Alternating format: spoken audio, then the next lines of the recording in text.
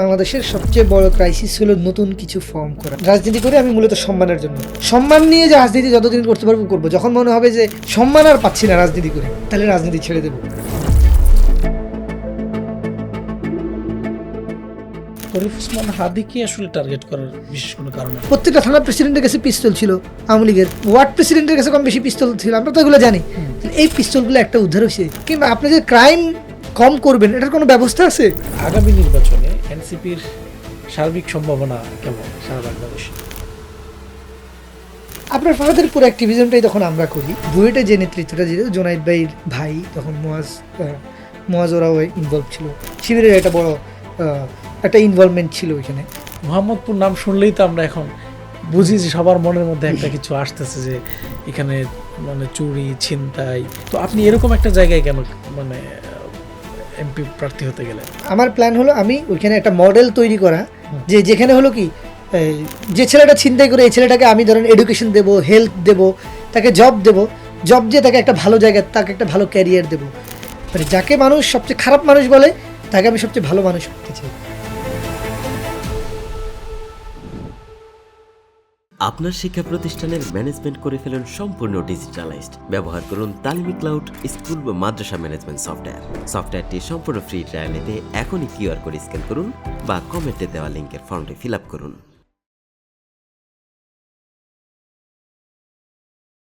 আসসালামু আলাইকুম রহমতুল্লাহ।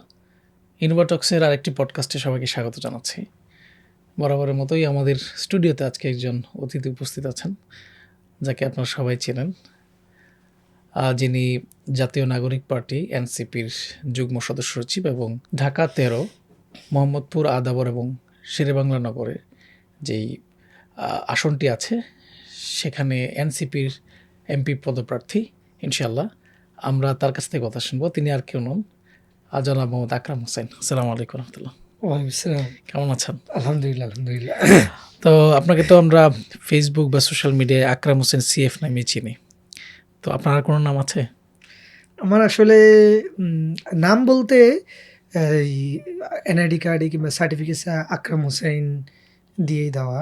আচ্ছা, তো আমি মোটামুটি ফেসবুক চালানোর শুরু থেকেই আকরাম হোসেন সিএফ নামে আসলে পরিচিত। আচ্ছা, সিএফ সিএফ মানে কি? এটা কি এটা বলা মানে যায়? এটা এখন আমি আসলে কোথাও বলিনি, তো বলবো না কখনো সময় হলে ইনশাল্লাহ। সময় এখনো হয়নি, তাই তো? না না না, তাহলে রহস্য রাখতে চাচ্ছেন? থাকুক না, সবকিছু যদি বলে দেই 1 ঘন্টার পডকাস্টে তো অনেক কিছুই বলবো, কিছু জিনিস থাকুক। আচ্ছা, তাহলে আমরা সেই আশায় থাকলাম ভবিষ্যতের জন্য। তো আপনার পড়াশোনা হাতে হাতে করে আসলে কোথায়, বা আপনার দেশের বাড়ি কোথায়, আপনার বেড়ে ওঠা কোথায়? আমার পড়াশোনা ধানমন্ডি ঈদগাহ মাদ্রাসা মসজিদ, প্রাচীন যে ধানমন্ডি ঈদগাহ মসজিদ যেটা বলে, ওইখানে একটা মক্তব নুরানি হেফজখানা, দুইটাই আমার ওইখানে পড়া। তো আমি পড়াশোনার হাতে খড়ি যদি বলা হয় আমার বাবার কাছে। আমার বাবা ধানমন্ডিতে ইমামতি করতেন, পরে ইমামতি ছাড়ছেনও একটা টাইম পরে। তো আব্বু আমাকে কায়দা, আমপারা এগুলো আব্বু নিজেই পড়াইতেন, এগুলো আব্বুর কাছেই পড়েছি। পরবর্তীতে হেফজখানায় যখন পড়ি তখন মাদ্রাসায় পড়ি, কিন্তু আব্বু সবসময় ওই মনিটরটা করে, যে জন্য আমি খুব অল্প দিনেই হাফেজ হয়ে যাই। অলমোস্ট প্রায় 10 বছর বয়সে আমি হাফেজ হই। আচ্ছা, ওই টাইমে এটা। এবং বাংলাদেশে এখন অনেকে হাফেজ হয় নর্মাল হাফেজ না। 10 বছর বয়সে আমি যখন হিপস শেষ করি, মানে যেদিন হিপস শেষ করি এরপরে আমি 4-5 দিনের মধ্যেই পুরো কোরআন শরীফ একসাথে শুনাইতে পারি। মানে খতম শেষ সাথে সাথে, মানে এক বসায় এক খতম হয়ে গেছে, শুনানোর মতো ইয়াদ নিয়ে আমি তখন শেষ করি।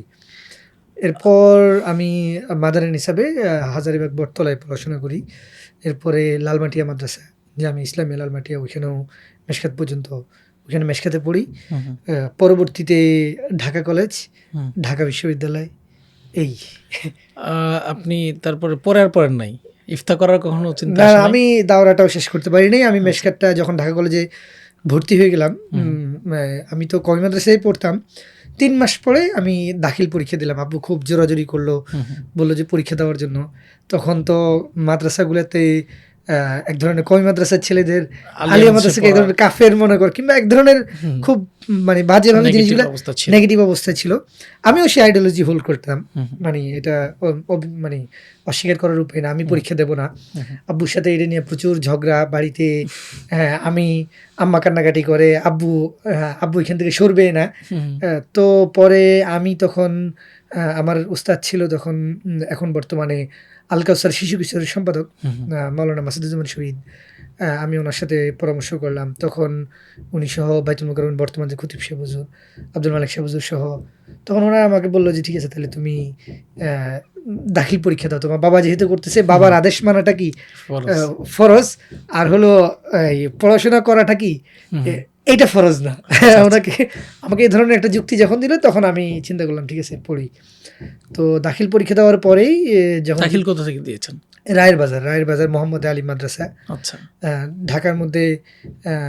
ওইখানে ফ্যাসিলিটিস অনেক ভালো, কিন্তু কেন জানি ওই মাদ্রাসাটার খুব ওইভাবে ভালো করে না। আমরা মানে মাঝে মাঝে কিছু ছেলে পেলে ভালো করে, তো কিন্তু ওভারঅল এত নাম করা না। এত নাম করে না। খুবই মানে খুবই জায়গা নিয়ে করা মাদ্রাসার মাঠ আছে, হোস্টেল আছে, অনেক কিছু, মানে সুন্দর, খুবই অবকাঠামো।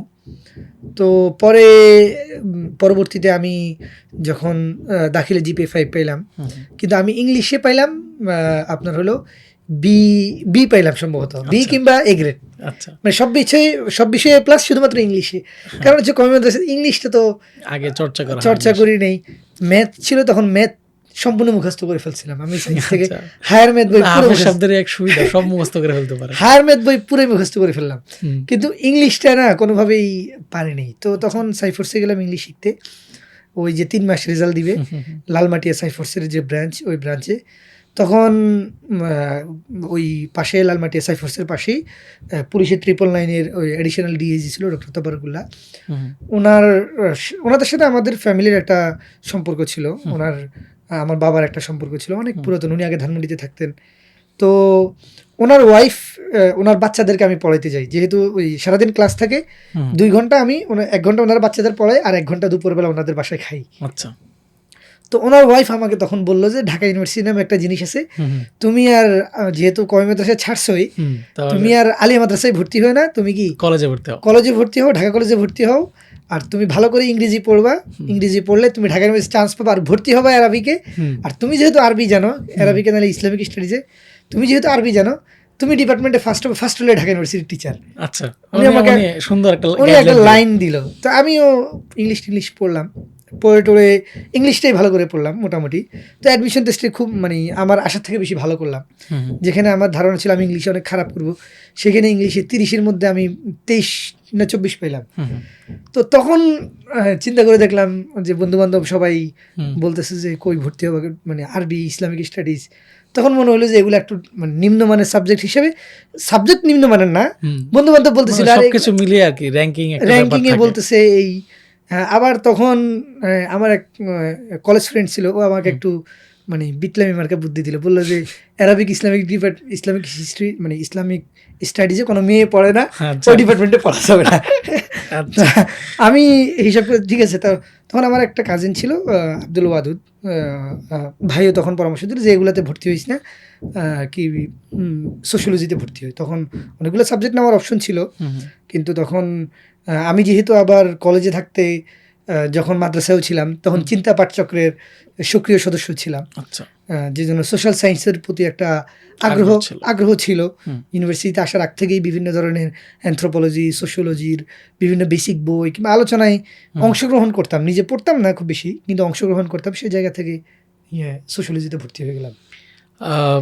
তার মানে হচ্ছে আপনি ছিলেন একদিকে, আস্তে আস্তে একবার ইউনিভার্সিটি চলে আসলেন। আসলে কওমি মাদ্রাসায় যারা পড়েন একটা সময় তো আসলে ইউনিভার্সিটির চিন্তাও তো আসলে তার মাথায় আসে না। নর্মালি আমরা দেখি যে বিশেষ করে জেলা শহরগুলোতে অনেকেই ঢাকা ইউনিভার্সিটি বা পাবলিক ইউনিভার্সিটির ব্যাপার খুব বেশি জানতো না। অ্যাটলিস্ট আপনি যে সময়টাতে অনার্স ভর্তি হয়েছেন সেই সময়টাতে, এখন মোটামুটি অনেকেই সচেতন, সোশ্যাল মিডিয়ার কল্যাণে এটা জানে। তো আপনার আসলে মানে লক্ষ্য কী ছিল? আপনি যেহেতু কওমি মাদ্রাসায় পড়ছেন, নর্মালি একটা লক্ষ্য থাকে আসলে প্রত্যেকটা কওমি মাদ্রাসায়। আমার কওমি মাদ্রাসায় যখন পড়ি তখন আসলে আমার লক্ষ্য ছিল যে বক্তা হওয়া। মানে এটা আমার, আমি খুবই ভালো হাফিজ ছিলাম, আমি খুবই ভালো তেলাওয়াত পড়তে পারতাম।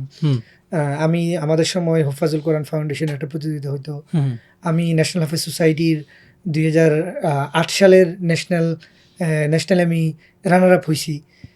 ইভেন ওই টাইমে তো বাইতুল মোকাররমে যে হিফজুল কোরআন কম্পিটিশন, আমি 2-3টা দেশে তখন বাছাইতেও টিকছিলাম, বিদেশ ইন্টারন্যাশনাল কম্পিটিশনগুলোতে। পরে আমি সর্বোচ্চ 1 বছর 1.5 বছর আমি প্রতিযোগিতা কন্টিনিউ করি, এরপর আর আমি প্রতিযোগিতা কন্টিনিউ করিনি। তো যখন মাদ্রাসায় আসলাম তখন ওই যে খুব অল্প বয়সে স্টেজ পেয়ে যাওয়া, আবার আমার বাবা খুবই মিলাদ পড়তে পারতেন, খুবই জোর, মানে বড় গলায়, ভালো ছিল, বড় গলায় বিটিভিতে পড়তেন, রেডিওতে পড়তেন একটা টাইমে। সাইদি সাহেবের সাথে আমার বাবা হলো 2001 থেকে 5 পর্যন্ত বিটিভিতে ওনারা একসাথে শো করতেন। আচ্ছা। তো এবং ধানমন্ডিতে ওনার মিলাদের অনেক নাম ছিল, মানে উনি একসাথে মানে 200, 300, 400 মানুষের সামনে গিয়ে ওনার মাইক ছাড়া উনি মিলাদ পড়তে পারতেন, মানে ভোকাল ভালো ছিল। তো আব্বু বিভিন্ন সময় আব্বু যেখানে মিলাদ পড়তে যেতেন আমাকে বলতেন তুমি একটু তেলাওয়াত করো।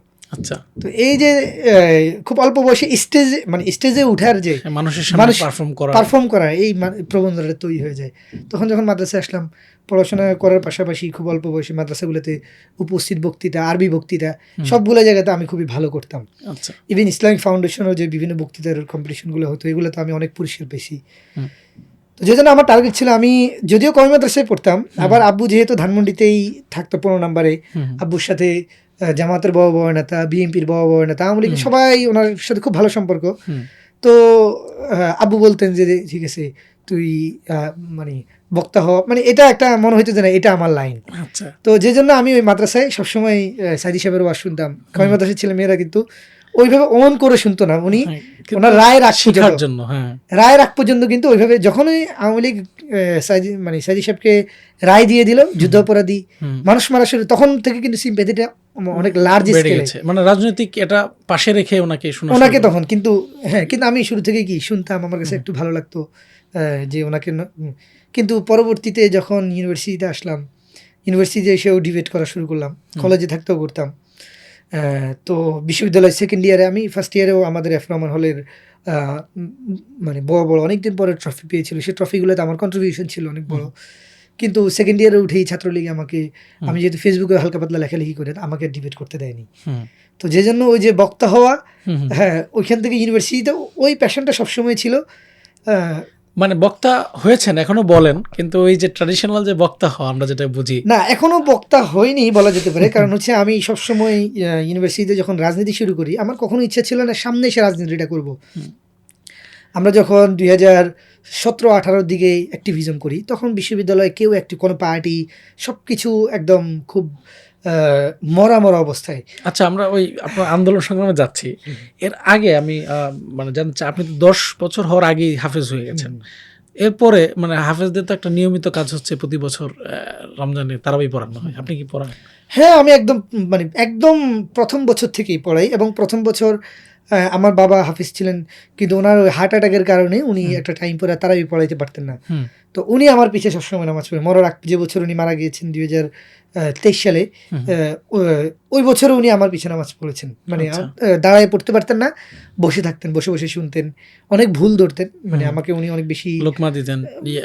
পরবর্তীতে মানে নামাজ শেষ হলে আমার প্রচুর ভুল ধরতেন। এবং উনি অনেক অসুস্থ, মানে আমার আব্বু আমাকে অনেক বেশি শাসন করতেন। মানে একবার আমি হলো সাধারণত আব্বুর একটা রিকমেন্ডেশন হলো জুব্বা পরে, যেহেতু উনি সারসিনা, আমার দাদা ছিলেন সারসিনা মাদ্রাসার প্রথম ব্যাচের কামিল পাস, আচ্ছা, বাংলাদেশের। তো আব্বু ড্রেসের ব্যাপারে খুব সচেতন, এরা মানে নিজে কি হলো না হলো, কিন্তু ড্রেসটা কি তার থাকতে হবে। তো আমি একদিন জুব্বা ছাড়া নামাজ পড়াইলাম 15 নম্বর জাওয়ালিন্দুর মসজিদ, নর্মাল পাঞ্জাবি সাদা পাঞ্জাবি পরে।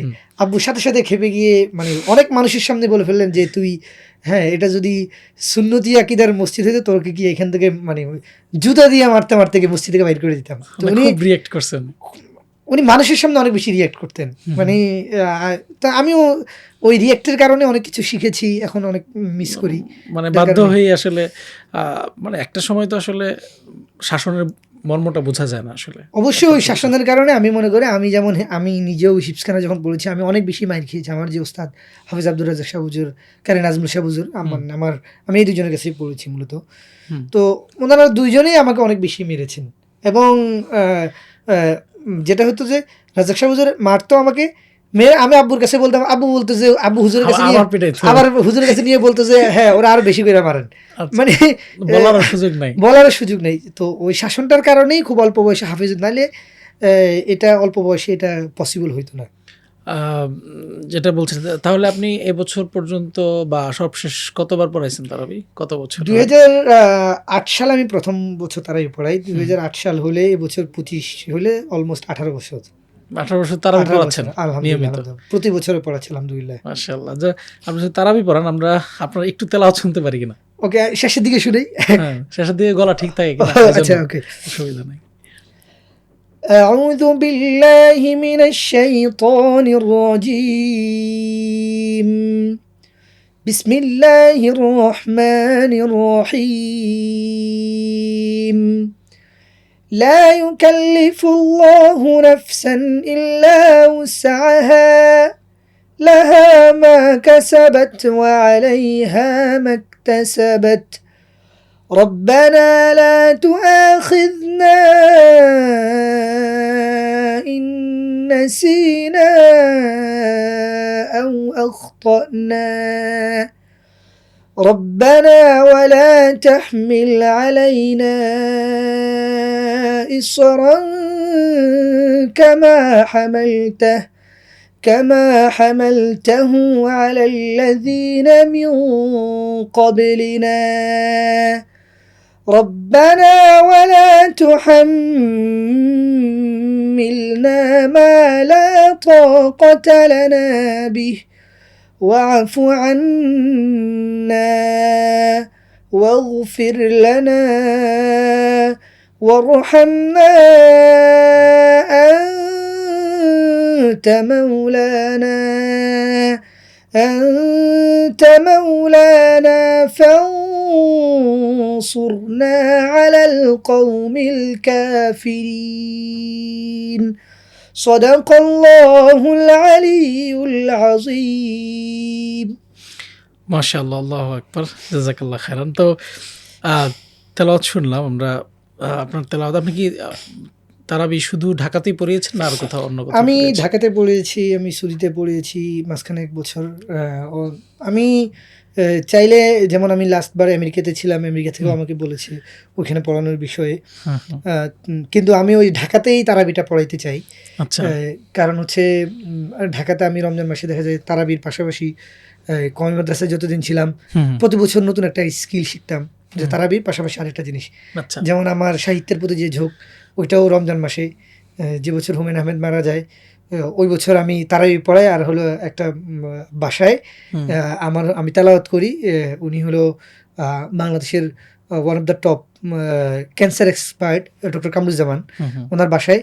তখন আমি ওনার বাসায় তেলাওয়াত করি, ওনার বাসায় বসে থাকি। হুম, তো ওনার বাসায় আমি দেখলাম যে হুমায়ুন আহমেদ, আমি তখন নাম শুনলাম যে একটা লেখক পত্রিক হুমায়ুন আহমেদ, হুম।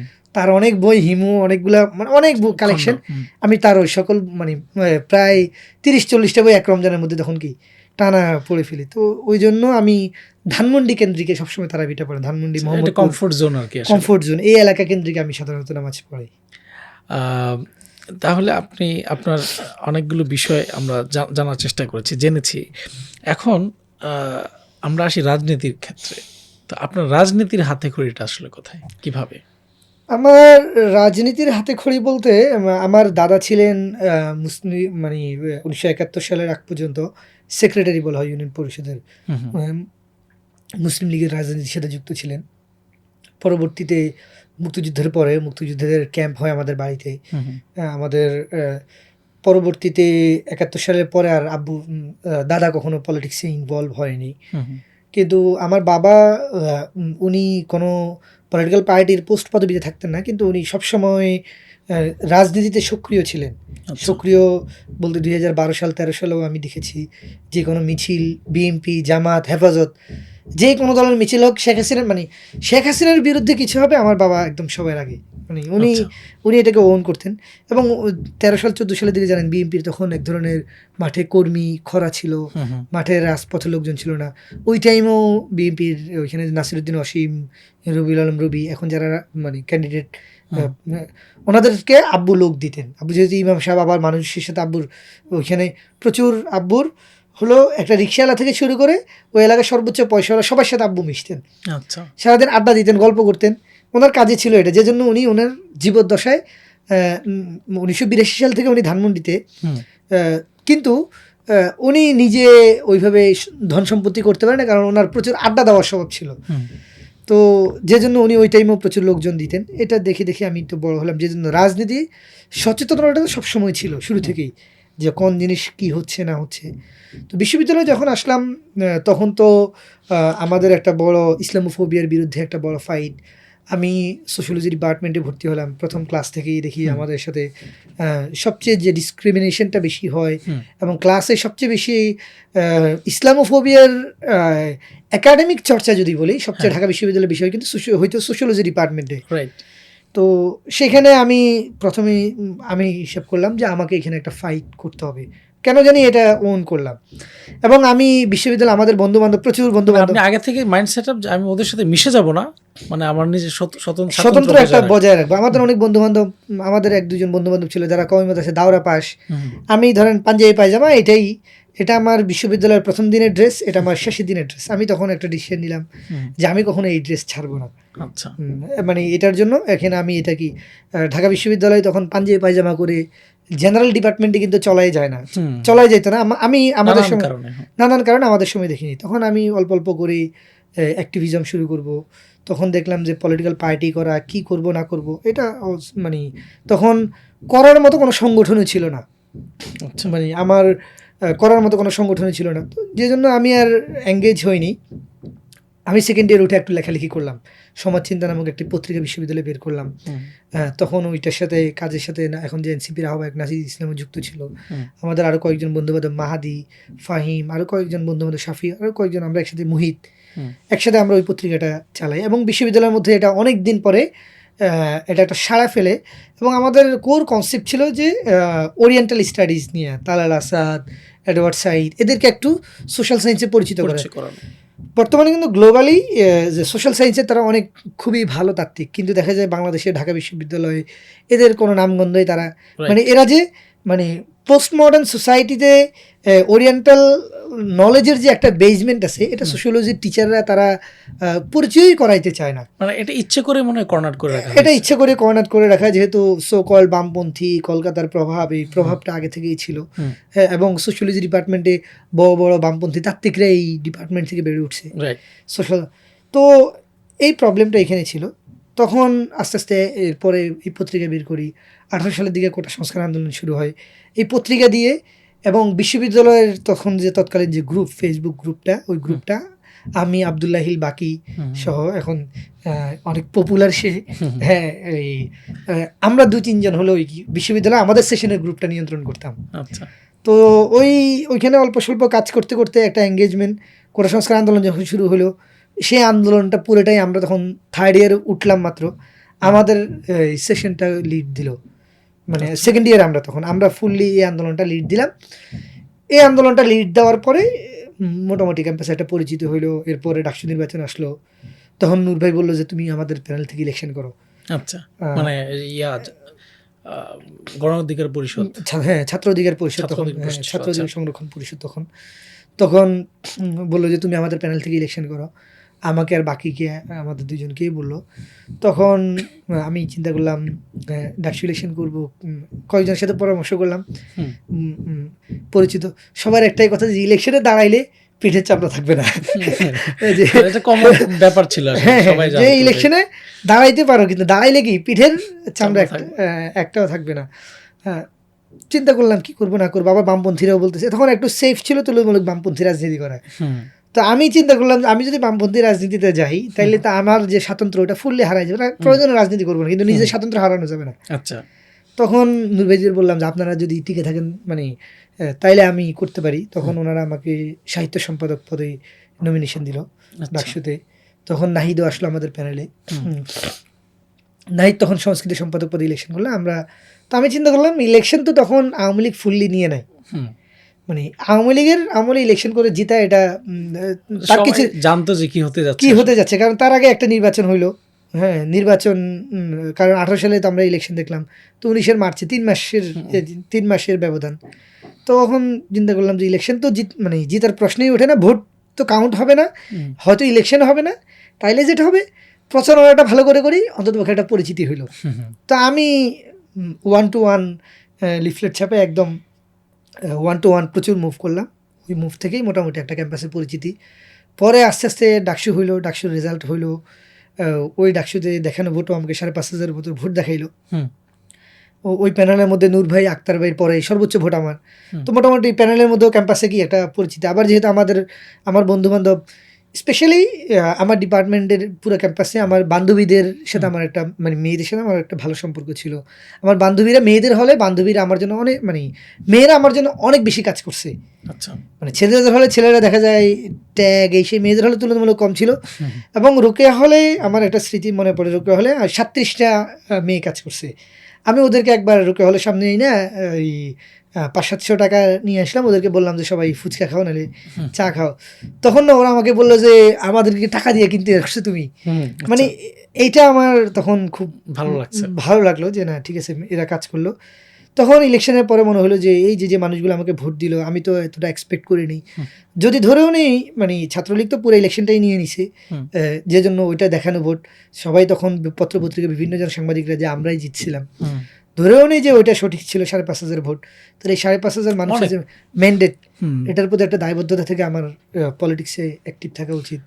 তো নূর ভাইরা যখন ভিপি হলো তখন নূর ভাইয়ের বিভিন্ন পলিসি প্রেস রিলিজ লিখে দেওয়া, কখন কি ডিসিশন নিবে এটা ফেসবুক, আমি এই জিনিসগুলো মেনটেন করতে যাই কিভাবে জানি ছাত্র অধিকার পরিষদের রাজনীতিতে 24 আওয়ার এঙ্গেজ হয়ে গেলাম। আচ্ছা, এই আমার পত্রিকায় মানে বুঝে প্রতিদিন আসি ক্যাম্পাসে নূর ভাইও কল দেয়, উনি ক্যাম্পাসে ঢুকার আগে আকরাম কই আসো।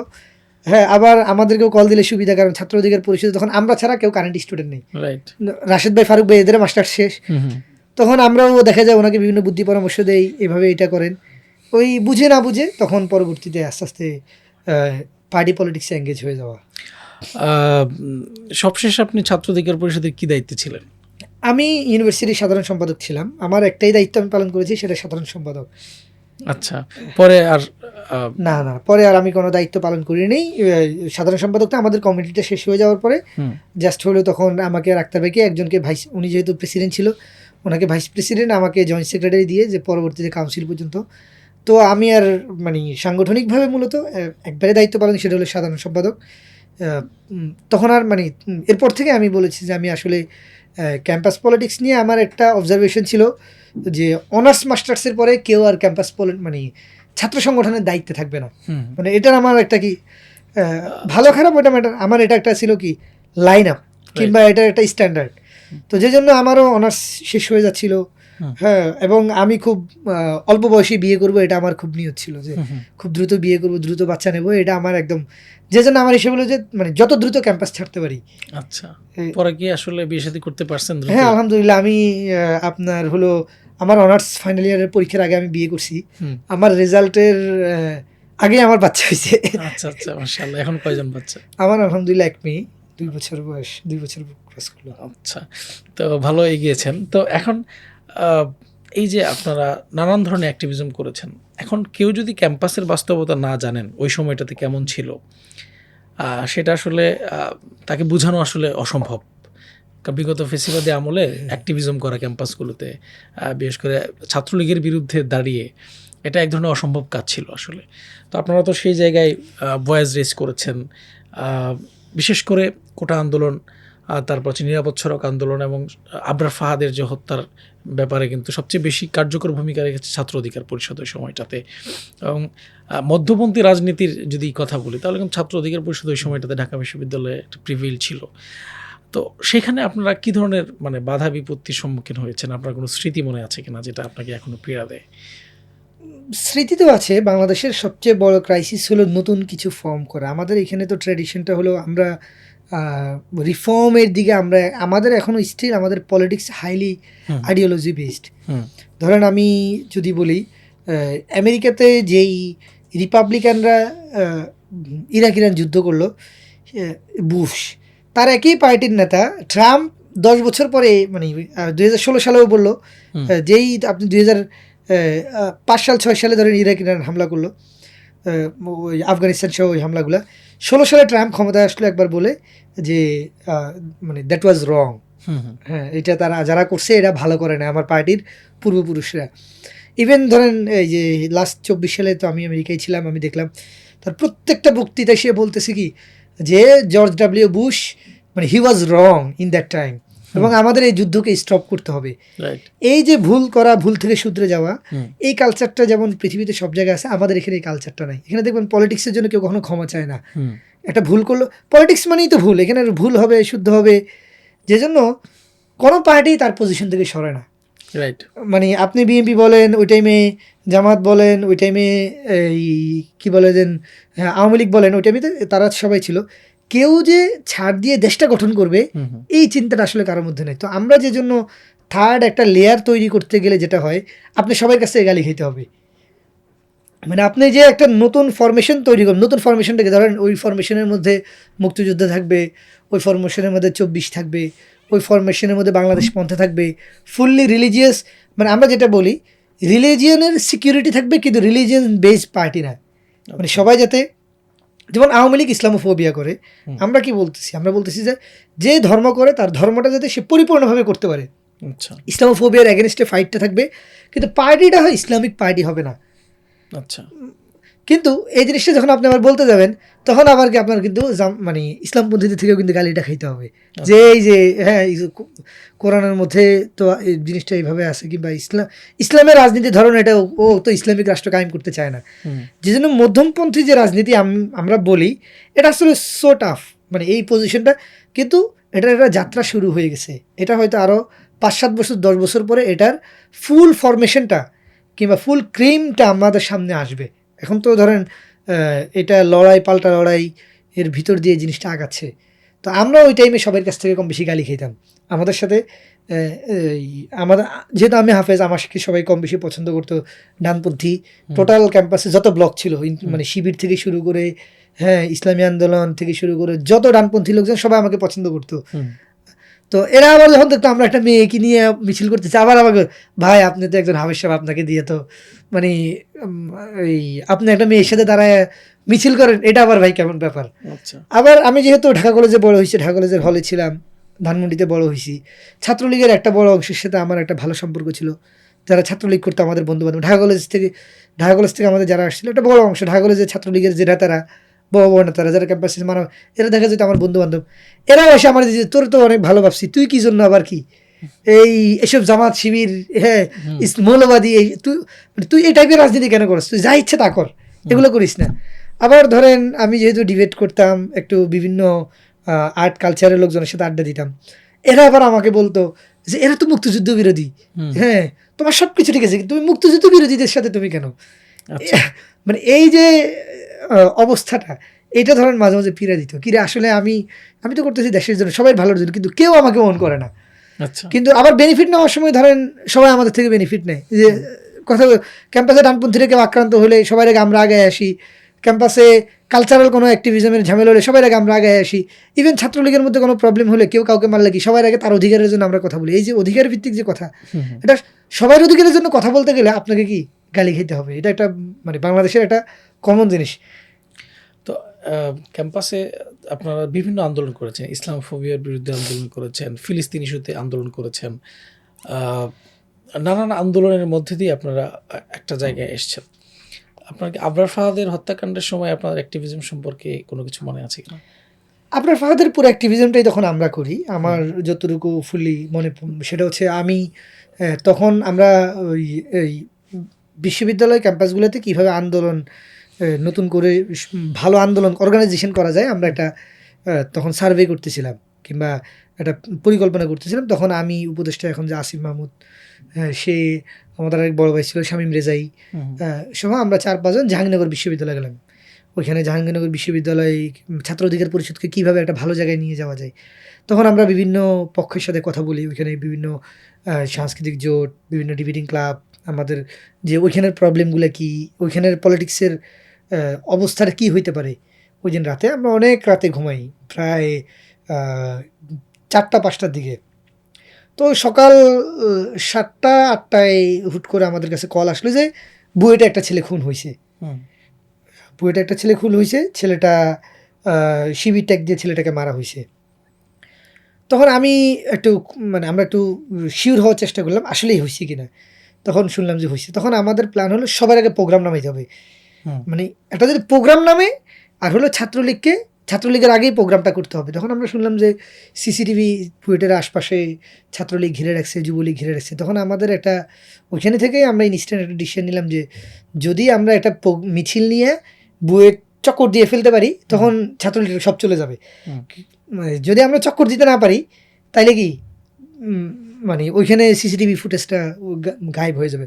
তখন আমরা ওইখানে বুয়েটের যারা আমাদের বন্ধু বান্ধব তাদের সাথে আলাপ করলাম, তাদেরকে মেসেজ দিলাম যে তোমরা সিসিটিভিটা উদ্ধার করো আর আমরা একটা সর্বোচ্চ মোবিলাইজেশন করবো ইনশাল্লাহ। তখন আমরা সবার সাথে সব পক্ষের সাথে যোগাযোগ করলাম, ফেসবুকে প্রথম আলো সহ সব পত্রিকা মানে খুবই ভালো কাভার দিল যে এমন একটা ঘটনা ঘটছে। একটা সিম্প্যাথিও শুরু হয়ে গেল, মানে এক ধরনের লাইভ। তখন আমরা আস্তে আস্তে এখানে সম্ভবত 11টা আমাদের জাহাঙ্গীরনগর থেকে আসতে যতক্ষণ লাগে, জাহাঙ্গীরনগর থেকে ওই দিন রাস্তায় অনেক জ্যাম ছিল, আমরা প্রায় 1 ঘন্টা লেট করে প্রোগ্রামটা শুরু করতে হয়।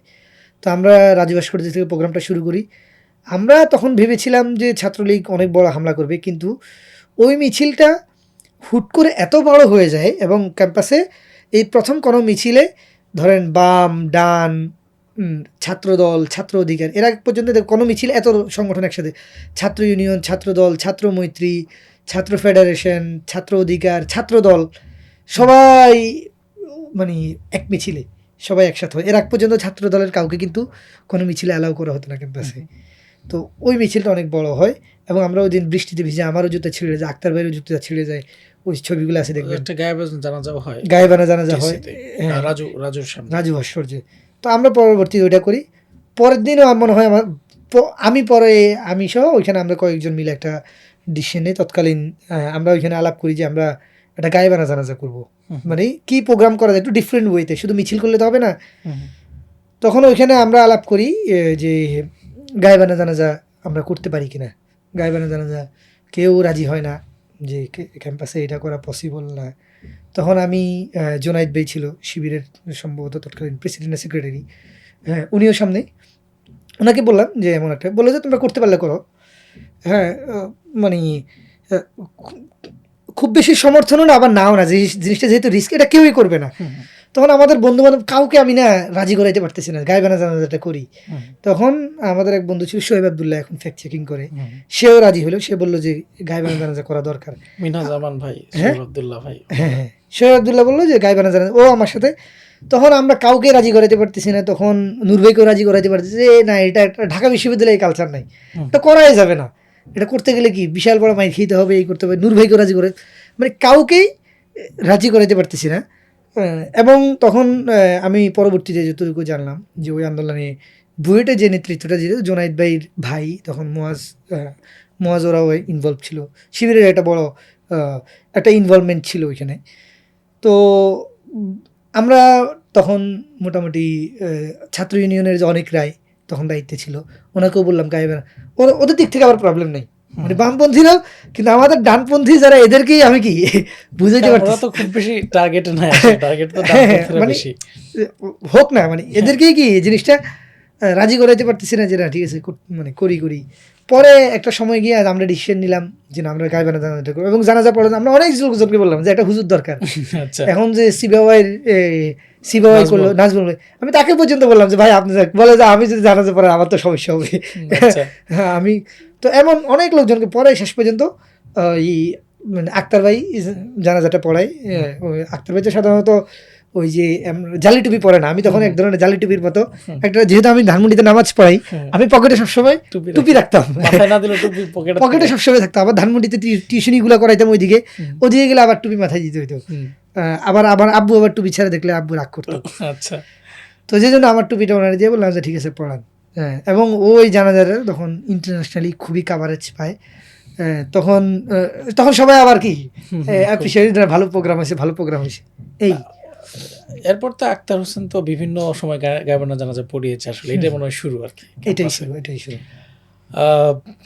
আমি যেটা বলছিলাম যে আপনার নির্যাতন, নিপীড়ন এবং বঞ্চনার শিকার হয়েছেন, আপনি ডিবেটিং ক্লাব বা বিভিন্ন ক্লাবে ছিলেন, সেখানে অ্যাক্সেসটা আসলে আপনার জন্য সীমিত হয়ে গিয়েছিল কিনা?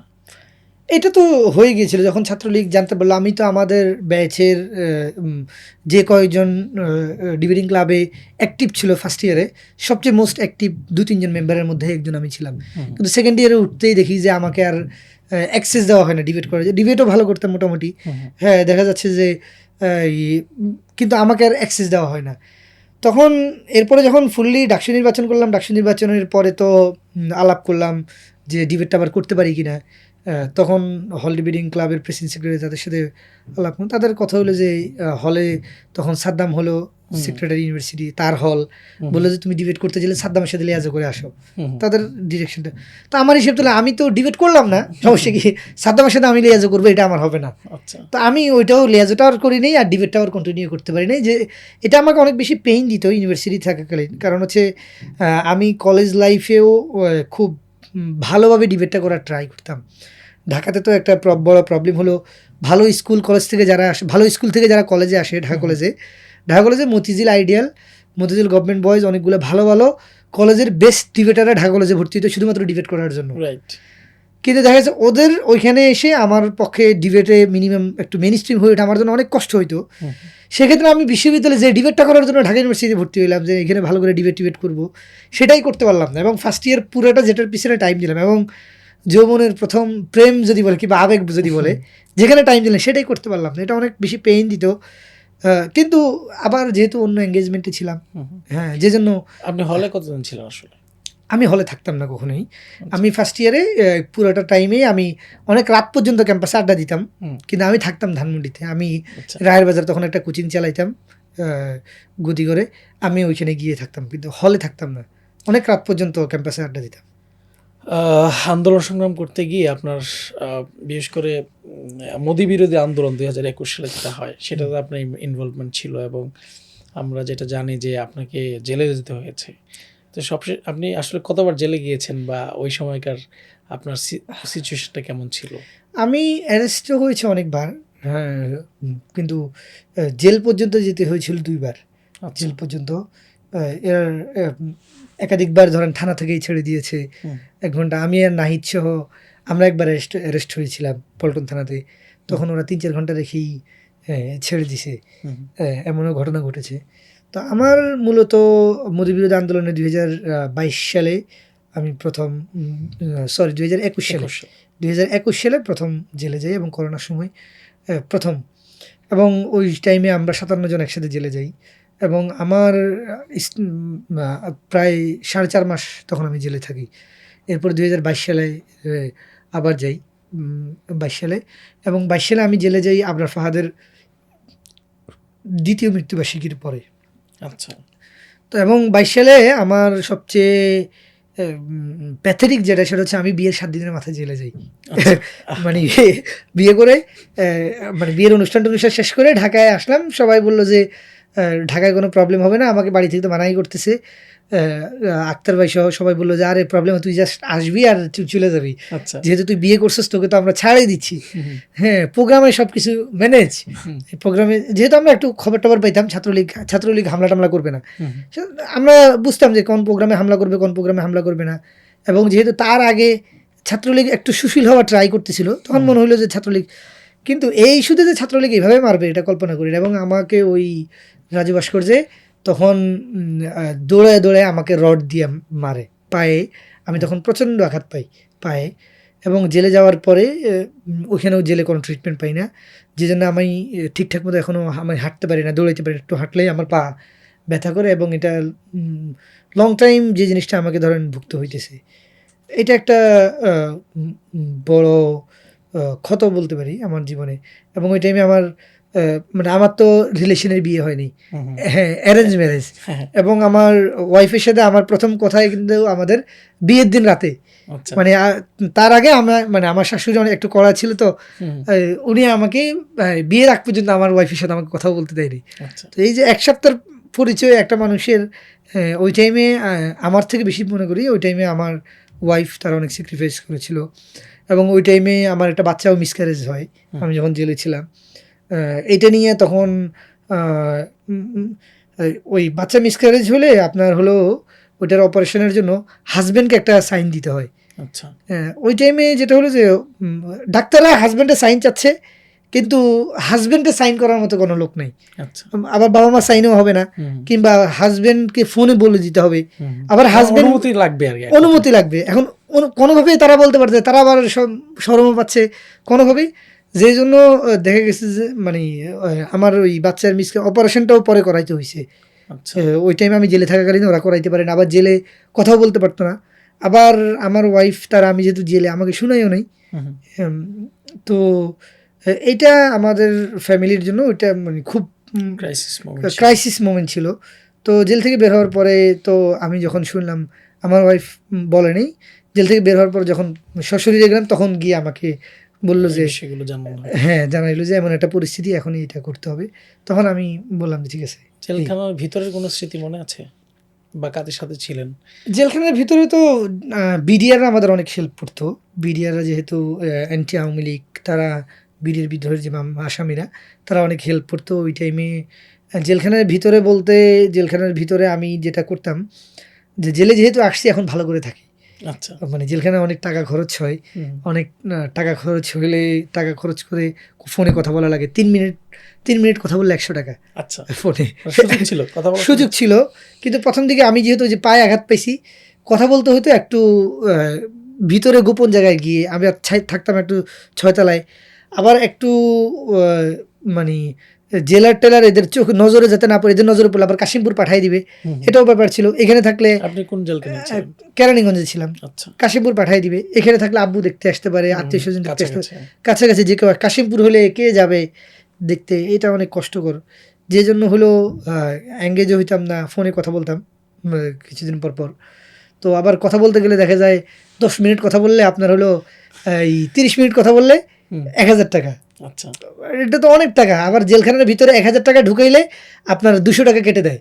আচ্ছা। ওইখানে যে সিস্টেম, পিসিতে? পিসিতে তো আর এত টাকা ঢুকানো যায় না। ইয়ের সিস্টেমে যদি নেওয়া যায়। ওদের যে সিস্টেম, ওই সিস্টেমে আপনি ধরেন 100 টাকায় 20 টাকা জেলখানায় নানান ধরনের সিস্টেমে কাজ করতে হয়। সিস্টেমে কাজ করতে হয়। 100 টাকা 20 টাকা, তো 1000 টাকা ঢুকাইলে আবার 800 টাকা মানে নাই।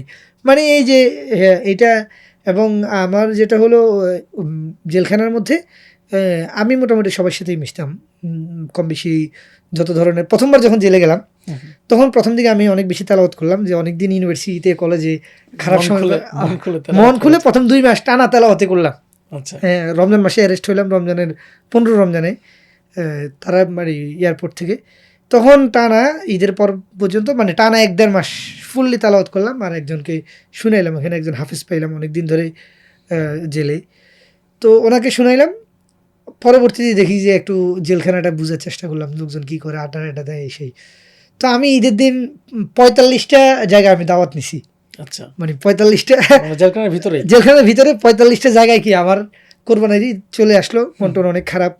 তো আমি হিসাব করলাম যে ঠিক আছে, যেহেতু আসেই লোকজনের সাথে কি একটা সুসম্পর্ক করে চলি, তো আমাকে 45টা জায়গায় লোকজন দাওয়াত দিছে। তো আমার অবস্থা হয়ে গেছে আমাদের মধ্যে এমন যে মানে পরবর্তীতে আমার কাছে প্রচুর মানুষজন প্রতিদিন আমার সাথে দেখা করতে আসতো। আচ্ছা। তো জেলখানায় তো দেখা যায় ভালো খারাপ 2টা স্মৃতি আছে। ওই টাইমে এই আমার বাবা ছিলেন অসুস্থ, হার্টের রোগী ছিলেন, উনি অনেক দৌড়াদৌড়ি করতেন। এইটাই সবচেয়ে বেশি পেইন দিত। ওই টাইমে তো প্যারালেও মুক্তি দিত না কেউ মারা গেলে। জাস্ট আমি আমার আইনজীবীদের বারবার বলতাম, আমার বাবা যদি কিংবা আমার মামলার আয়ু রিমান্ডে আনলে বলতাম, আমার বাবা মারা গেলে আপনি আমাকে কি জানাবেন, এই প্যারালেও মুক্তিটা দিয়েন, আচ্ছা, মানে জানাজাটা পড়তে দিয়েন। এটা তাদেরকে বারবার বলতাম। মানে এইটাই তখন সবচেয়ে বেশি প্যারা দিত। ওইখানে আপনি যেহেতু হাফেজ ছিলেন, তেলাওয়াত করতেন, ইমামতি বা অন্যান্য কাজ এগুলো এটা তো করতামই, নামাজ পড়াইতাম কম বেশি। হ্যাঁ, লোকজন শিখতে আসতো, আর আমি ওইটা আবার সেল করতে চাইতাম কম। যেমন আমি আমার রাজনীতিতে ধর্মের কথাটা মানে ধরেন দেখবেন খুব কম, মানে আমি আমার পলিটিক্সটা একটু মেইন স্ট্রিম করার চেষ্টা করি। তো আমার এখানে একটা স্মৃতি আছে, ওই সময় সম্ভবত করোনার সময় হেলথের ডিজি কিংবা কোনো একজন জেলে যায় 4-5 হাজার কোটি টাকার একটা মামলায়। তো সে আমাদের কাছে কোরআন শরীফ শিখতে আসতো সেই। তো সে আমাকে একবার বলল যে, তো আকরাম সাহেব, আপনি হাফিজ সাহেব মানুষ, হ্যাঁ, কি সেকুলার রাজনীতি করেন, হারাম রাজনীতি করেন। জেলখানার মধ্যে আবার কি এই সকল রেডিক্যাল অনেক রিসোর্স পাওয়া যায়। আচ্ছা, মানুষজন হতাশ থাকে, কোনো কিছুই নেই, সে করে আওয়ামী লীগ, সহজে রেডিক্যাল হ্যাঁ। করে ফেলা যায়। করে আওয়ামী লীগ, গেছে দুর্নীতির মামলায়। আপনি সব কি রাজনীতি করতেছেন, সেকুলার রাজনীতি, এগুলো দিয়ে তো কিছু হবে না। বাহির হইয়া এগুলা ছাইরা আমরা দুজন একসাথে তাবলিগ করি আর হলেও ইসলামী রাজনীতি করি। হ্যাঁ, দরকার হলে একসাথে দুজন মিলে চা বেচবো, উত্তরাতে 2 ভাই মিলে একটা দোকান দেবো আর দুজন মিলে কি চা বেচবো। তখন আমি তারে বললাম যে ভাই, আপনার তো উত্তরে 8-10টা বাড়ি আছে, হ্যাঁ, লোকজন তো বাড়ি ভাড়া কয়দিন পরে দেওয়ার জন্য, লেট করে দেওয়ার জন্য আপনার দোকান থেকে চা খাইবো, আমার তো কেউ যে মশা দিয়ে গুনবো না, আমার আসলে কি হইব। তো এই যে এইটা আমার অনেক বেশি কি মানে ফানি লাগতো, এবং আমি কি মাঝে মাঝে এই ঘটনাটা শেয়ার করি, মানে মানুষজনের এই যে চিন্তার ধরেন, সে ফুললে করে আওয়ামী লীগ, করে দুর্নীতি, সে এখানে এসে আমারে জ্ঞান দেয় কি, ধরেন ইসলামের জ্ঞান দেয়, আমার থেকে বেশি সে কি। এই যে আন্দোলন সংগ্রামের এই দীর্ঘ সময় আপনার এই ছোট্ট জীবনে অনেক কিছুই দেখেছেন, তো এর মধ্যে সবচেয়ে বড় ঘটনা তো অবশ্যই আমার মনে হয় যে হাসিনা বিরোধী যারা, তাদের জন্য 5ই আগস্ট বা 36শে জুলাই গণ অভ্যুত্থান। তো সেই গণ অভ্যুত্থানের স্মৃতি আপনার শেয়ার করার মতো কি আছে, আমাদের সাথে কি বলতে পারেন? গণ অভ্যুত্থানের তো অনেক স্মৃতি। ওই টাইমে আমি লিয়াজো কমিটিতে কাজ করতাম। আমরা বিভিন্ন পার্টির সাথে Jamaat, BNP, civil society, military, Iqbal Karim ভূঁইয়ারা, তারা যে স্টেটমেন্ট দিল, এই স্টেটমেন্টগুলো নিয়ে আমি কম বেশি কাজ করতাম। আমার একটা বড় স্মৃতি হলো 18 তারিখের, 18 তারিখ যখন, যেদিন নাহিদ ইসলামকে তুলে নেওয়া তার আগের দিন পর্যন্ত উনি আমার বাসায় ধানমন্ডিতে, উনি বললেন যে আমি তো আর একটা জায়গায় আটকে গেছি, বের হতে পারতেছি না, কী করবো। সাথে সাথে ওই টাইমে আমার কাছে রিফাত রশিদ বসা, আমার অফিসে, আমার বাসায় রিফাত রশিদ বসা। তো তারা দুজন, তো আমি রিফাত রশিদকে এক জায়গায় পাঠাইলাম, আমি রিফাত রশিদকে পাঠাইলাম মোহাইমিন পাটোয়ারিকে। মোহাইমিন পাটোয়ারি আসলো, আমি তাকে বললাম যে আপনি ওকে নিয়ে যান, হ্যাঁ ওকে নিয়ে যান, ওকে আপনি কীভাবে সেভ করবে আপনি জানেন। নাহিদ কল দিল, ওই টাইমে হাসিব সমন্বয়ক, সে আমাকে কল দিল, বলে যে ভাই আমাকে এখান থেকে যে কোনো টাইমে ডিজিএফআই তুলে নিয়ে যাবে, আমি মনে হইতেছে আপনি আমাকে এখান থেকে কি নিয়ে যান, নেওয়ার ব্যবস্থা। তখন আমি চিন্তা করলাম যে কোনো একজনকে কোরবানি দিতে হবে, কোরবানিটা হাসিবকে দেবো না নাহিদকে দেবো, হ্যাঁ। তাও আমি হিসেব করলাম নাহিদ মানে হাসিবকে করবো, আমি হাসিবের ফোন টোন পর আর ধরলাম না, নাহিদকে সেভ করাটা সবার আগে জরুরি। তো নাহিদকে নিয়ে আসলাম, নিয়ে এখানে ঘুরি ওইখানে ঘুরি, রাত 11টায় হাতেমবাগ মসজিদ, যেটা ধানমন্ডি রায়বাজারের দিকে, হাতেমবাগ মসজিদের মেসে আমার এক চাস্তশালা, তার মেসে ঢুকাইলাম রাত 11টা পরে, লাইট টাইট অফ করায়। সারা রাত আমি ওই রাস্তায় আমি বসে থাকলাম, সারা রাত বসে। নাহিদ তখন অনেক বড় নেতা, এবং সে সবচেয়ে রিস্কের মধ্যে আছে, চেহারাও পরিচিত। সে আমার কাছে আসছে নিরাপত্তার জন্য। এখন কোনো কারণে তাকে যদি এখান থেকে যদি কেউ অ্যারেস্ট করে, সে আজীবন আমাকে বলবে যে হ্যাঁ আকরামের কাছে গেলাম, আকরামের কাছে যে অ্যারেস্ট হলাম। এটা তো আমার জন্য বিবৃত করে, ওরে মনে করছিলাম নিরাপদ, কিংবা তার যদি এখানে একটা ক্ষতি হয় পুরো দায়টা আমার উপর। তো এরপরে সকালবেলা আমার বাসায় আমাদের ক্যাম্পাসের কয়েকটা ফ্রেন্ড, ওরা আসছে যে আগের দিন রাতে হল বন্ধ হয়ে গেছে আমার বাসায় থাকার জন্য, যে ভাবছে যে আমার বাসায় মানে মিনিমাম যেহেতু একটু আমার বাসায় থাকবে, একটু দেখবে। তো আবার যেহেতু ধানমন্ডি এলাকা আমার পরিচিত, এখানে আমার বাসায় ওদের একটা কনফিডেন্স ছিল, ব্যবস্থা হয়ে যাবে। তো ওরা যারা ঘুমাইতেছিল, ওরা সকালবেলা উঠে সবাই দেখে নাহিদরে, মানে ওরা ঘুমের মধ্যে ওরা উঠে দেখে কি নাহিদের আমি কথা বলতেছি সকাল 9টার দিকে। তো আমরা দুজন কথা বলতেছি, এটা দেখেই ওইখান থেকে 2-3 জন ভয় বাইরে গিয়ে। তো এইটা একটা মানে বড় স্মৃতি। আর এটা হলো ওই টাইমে নাহিদ আমার সামনে ডিজিএফআই একজনের সাথে কথা বললো, কল দিছে নাহিদকে দেখা, প্রাইম মিনিস্টারের দেখা করার জন্য। সে 45 মিনিট আমার সামনে কথা বললো, এবং সে এই পরিমাণ দৃঢ়তা দেখাইলো যে না ঠিক আছে, আমি এই মানে আমার হাতে অপশন 2টা। মানে তারা বললো যে আপনি যদি শেখ হাসিনার সাথে দেখা না করেন তাহলে আপনি বাঁচতে পারবেন। আচ্ছা, মানে এটা 42-43 মিনিটের দিকেও লাউড স্পিকার আমার সঙ্গে কথা বললো, তাহলে অপশন আপনি তো বাঁচতে পারবেন না। তখন সে বললো যে আমি যদি আপনাদের সাথে দেখা করি, শেখ হাসিনার সাথে দেখা করি, ছাত্ররা আমাকে মেরে ফেলবে, আর যদি আপনাদের সাথে দেখা না করি শেখ হাসিনার সাথে, তাহলে আপনারা আমার মেরে ফেলবেন। তাহলে ছাত্রদের হাতে মরার থেকে আপনাদের হাতে মরা ভালো, আপনারা আমার মেরে ফেলেন, অসুবিধা নেই, যা ইচ্ছা তা করেন। মানে এই যে দৃঢ়তা, এইটা আমাকে বন্ধু হিসেবে আমি কখনো মনে করি নেই নাহিদ এত দৃঢ় একটা কি পজিশন নিতে পারবে। এবং আমার কাছে মনে হয়েছে এই আন্দোলন আমাদের সময়, আমরা তো বাংলাদেশে বিভিন্ন সময় বড় বড় আন্দোলন বিক্রি হয়ে যায়, মানে নাহিদের আপনি অনেক সমালোচনা করতে পারেন, কিন্তু এই আন্দোলনে তার যে দৃঢ়তা, এই দৃঢ়তা যদি মিনিমাম যদি 1% নামতো তাহলে কিন্তু এই আন্দোলন কখনো সফল হইতো না। এবং এইটার জন্য তারা সর্বোচ্চ লেভেলের, সর্বোচ্চ ফাইন্যান্সিয়াল অফার, সর্বোচ্চ লাইফ সবই দিছে। শেষের দিকে তো শেখ হাসিনা ধরেন 2-3 তারিখের দিকে ফুললি মিনিস্টার করবে, ফুললি অফারও কি যে আওয়ামী লীগের মন্ত্রিসভায় এসে কি তোমরা সব ফুললি কাজ করো, তোমাদের কি, এরপরও সে মিনিমাম যে এঙ্গেজ হয়নি। মানে এটা কিন্তু, কিংবা ভুলেও কিন্তু আমরা অনেক বড় বড় আন্দোলন আছে, রাজনৈতিক নেতারা কি শেখ হাসিনার সাথে দেখা করে ফেলে, শেখ হাসিনা তাদের সাথে যাওয়ার পরে তো আসলে পরিস্থিতি কন্ট্রোল করা কন্ট্রোল, অনেক বড় বড় নেতা, অনেক বড় বড় দেখা যায় নেতা, কিন্তু শেখ হাসিনার কাছে যায় কি শেষ হয়ে যায়। কিন্তু এই যে আন্দোলনে নাহিদ, আসিফ সহ এদের কাউকে পাইলো না, এরা কেউ দেখা করতে রাজি হইলো না, দেখা না করার মতো পরিস্থিতি, এটা কিন্তু অনেক বড় জিনিস। এটাই আমার কাছে অনেক বড় স্মৃতি মনে হয়। যেহেতু আপনার এই সার্কেলটাই আসলে 3 জন ছাত্র উপদেষ্টা ছিল, তারপরে হচ্ছে যারা পরিচিত মুখ, সবার সাথে আপনার একটা পার্সোনাল সম্পর্ক আছে, তো সেই জায়গা থেকে আপনার অনুভূতিটা কেমন, মানে কি মনে হয় মাঝে মধ্যে যে এটা আপনার জন্য একটা? না, আমার কাছে অনুভূতিটা খুব মানে ভালো না খারাপও না। আচ্ছা, ভালো না খারাপও না এই অর্থে, সেটা হচ্ছে ভালো মনে হইতো যদি আমি ধরেন 5ই আগস্টের পরে তাদের পিছনে পিছনে যেতাম, তাদের কাছ থেকে সরকারি বিভিন্ন কাজ তদবির, কোনো একজন ছাত্র উপদেষ্টা বলতে পারবে না কারো মানে আমি কোনো 1 পয়সার তদবির করছি, আমি কোনো একটা টেন্ডারের কাজ করছি, আমি নিজে আইটিতে কাজ করি, নিজের আমার বিজনেস, আমার যা বিজনেস সব প্রাইভেটে, মানে সরকারি বিজনেসে আমার ইনভলভমেন্ট একদম নাই বললেই চলে। মানে একদম আমি এঙ্গেজ হতে চাইও না। ইভেন এই গভর্নমেন্টের আমলে যখন 5ই আগস্ট হইলো, 5ই আগস্টের পরেও আমাকে যখন বিভিন্ন সময় বললো গভর্নমেন্টের যাওয়ার জন্য, বিভিন্নজন বিভিন্নভাবে গভর্নমেন্টে বাই পোস্ট এঙ্গেজ হওয়ার জন্য, আমি ফুললি তখন যে আমি আরও টাইম নেবো, কোনো সরকারে যাওয়ার জন্য কি টাইম নেব, এবং এই গভর্নমেন্ট যতদিন আছে ততদিন আমি সরকারি কোনো ব্যবসায় এঙ্গেজ হব না, যে জন্য আমি নিজে ফুললি এঙ্গেজ হইনি।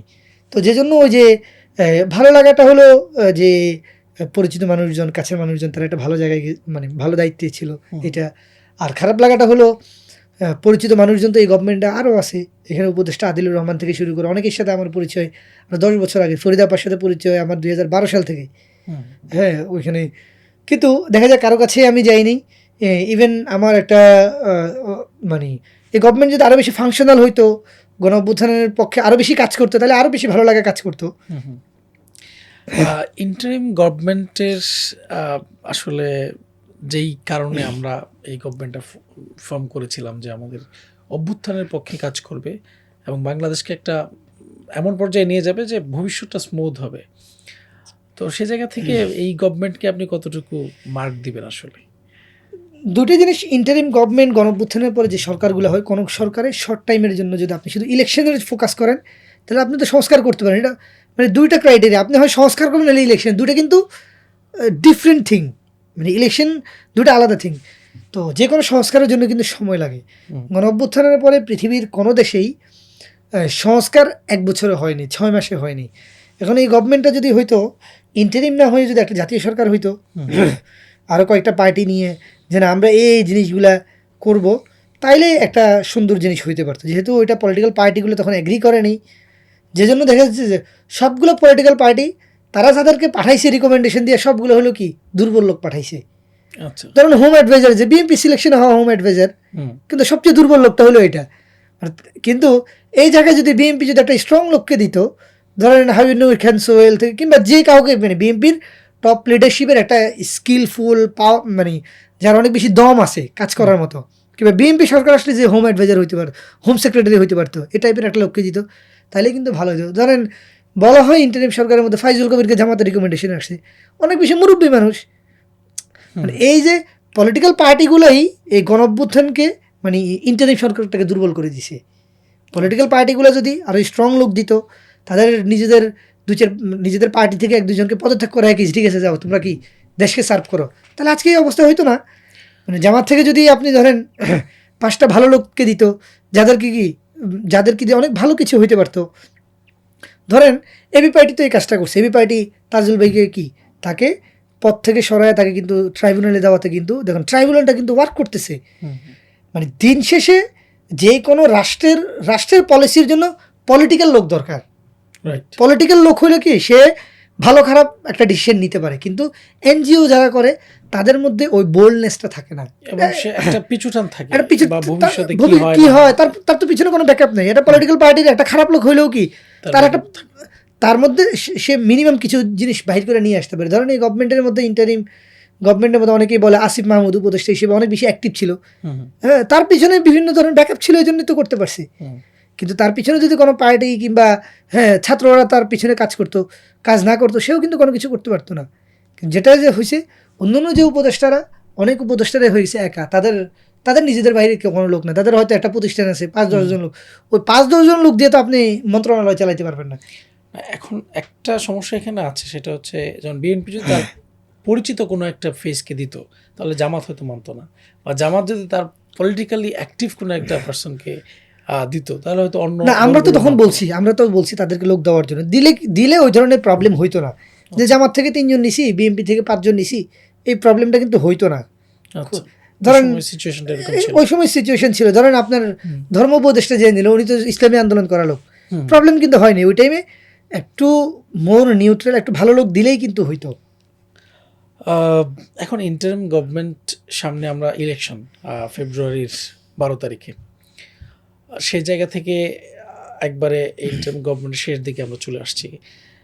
এখন এসে আমরা দেখতেছি যে জুলাই গণ অভ্যুত্থানের অনেকগুলো অসমাপ্ত কাজ সেগুলো করা দরকার ছিল, বিশেষ করে ফেসিবাদী ব্যবস্থার বিলুপ করার জন্য। এবং ফেসিবাদী যেই সরকার ব্যবস্থা ছিল, তারা যে ইন্ডিয়াতে বসে বিভিন্ন ধরনের ষড়যন্ত্র করছে। এবং রিসেন্টলি আমরা দেখলাম শরীফ ওসমান হাদি, ইনকিলাব মঞ্চের যে প্রতিষ্ঠাতা, শরীফ ওসমান হাদিকে সরাসরি মানে আক্রমণ করা হয়েছে এবং তাকে হত্যার চেষ্টা করা হয়েছে। এবং তাকে আজকে সম্ভবত, আমরা যখন ভিডিওটা রেকর্ড করছি তখন তাকে সিঙ্গাপুরে নেওয়া হচ্ছে। তো শরীফ ওসমান হাদির সবচেয়ে বেশি ভোকাল মানুষদের একজন ছিলেন জুলাইয়ের পক্ষে। তো আপনার এই সিচুয়েশন হওয়ার পিছনে আসলে কারণটা কি, আপনার কি মনে হয়? বা শরীফ ওসমান মূলত হাদি সম্পর্কে আপনার কি বলা আছে? এটা তো হওয়ারই ছিল, এটা আগে পরে হইতো। ধরেন সবচেয়ে বড় ফেলিয়ার তো হলো 6 থেকে 10 আগস্ট 2024। আমরা যা করতে পারিনি সেটা আমাদেরকে আরও অনেক দিন ভোগাবে। 6 থেকে 10 আগস্ট পর্যন্ত করা দরকার ছিল। ছাত্রলীগের কেন্দ্রীয় কমিটি, আওয়ামী লীগের কেন্দ্রীয় কমিটি, আওয়ামী লীগের গত 15 বছরের এমপি, যে উপজেলা চেয়ারম্যান যারা ছিল, এদের সবাইকে একসাথে অ্যারেস্ট করা, এদের সম্পত্তি ক্রোক করা, করে রাষ্ট্রীয় কোষাগারে নিয়ে যাওয়া, নিয়ে কি রাষ্ট্র এদেরকে কি রাষ্ট্র জুলাই যোদ্ধা বলেই কিংবা রাষ্ট্রীয় কল্যাণে এই তহবিলগুলোকে কাজে লাগানো শেষ। ধরেন এই সালমান এফ রহমান যে টাকাগুলোর মানে তারা এখন ব্যাংক, এগুলো তো তার টাকা, এগুলো তো ব্যাংক চুরি করা টাকা। কিন্তু আপনি 5 থেকে 8 তারিখে ইউনূস স্যার শপথ নিল, তখন তো সরকার 8 তারিখে শপথ নিল, 10 তারিখের মধ্যে এই কাজটা করা দরকার ছিল। সরকার আসছে নির্বাহী আদেশ দিয়ে কি, কিন্তু এই কাজগুলোই তো তখন করেনি। যে জন্য যেটা হয়েছে, আওয়ামী লীগ সুযোগ পেয়ে গেছে। মার্কেটে তো আওয়ামী লীগের কাছে ক্যাপিটাল আছে। ধরেন আমাদের এখানে আপনি একটা জিনিস খেয়াল করবেন, মানে স্টিল উপমহাদেশের মধ্যে মুসলমানরা অ্যাজ মাইনরিটি হিসেবে ট্রিট হওয়ার জন্য বড় একটা কারণ হলো ব্রিটিশরা এসে ধন সম্পদ হিন্দু জমিদারদের কাছে দিছে। যেই ধন সম্পদ এখন পর্যন্ত 100-200 বছর পরেও কি এখানে একটা বৈষম্য তৈরি করে রাখছে।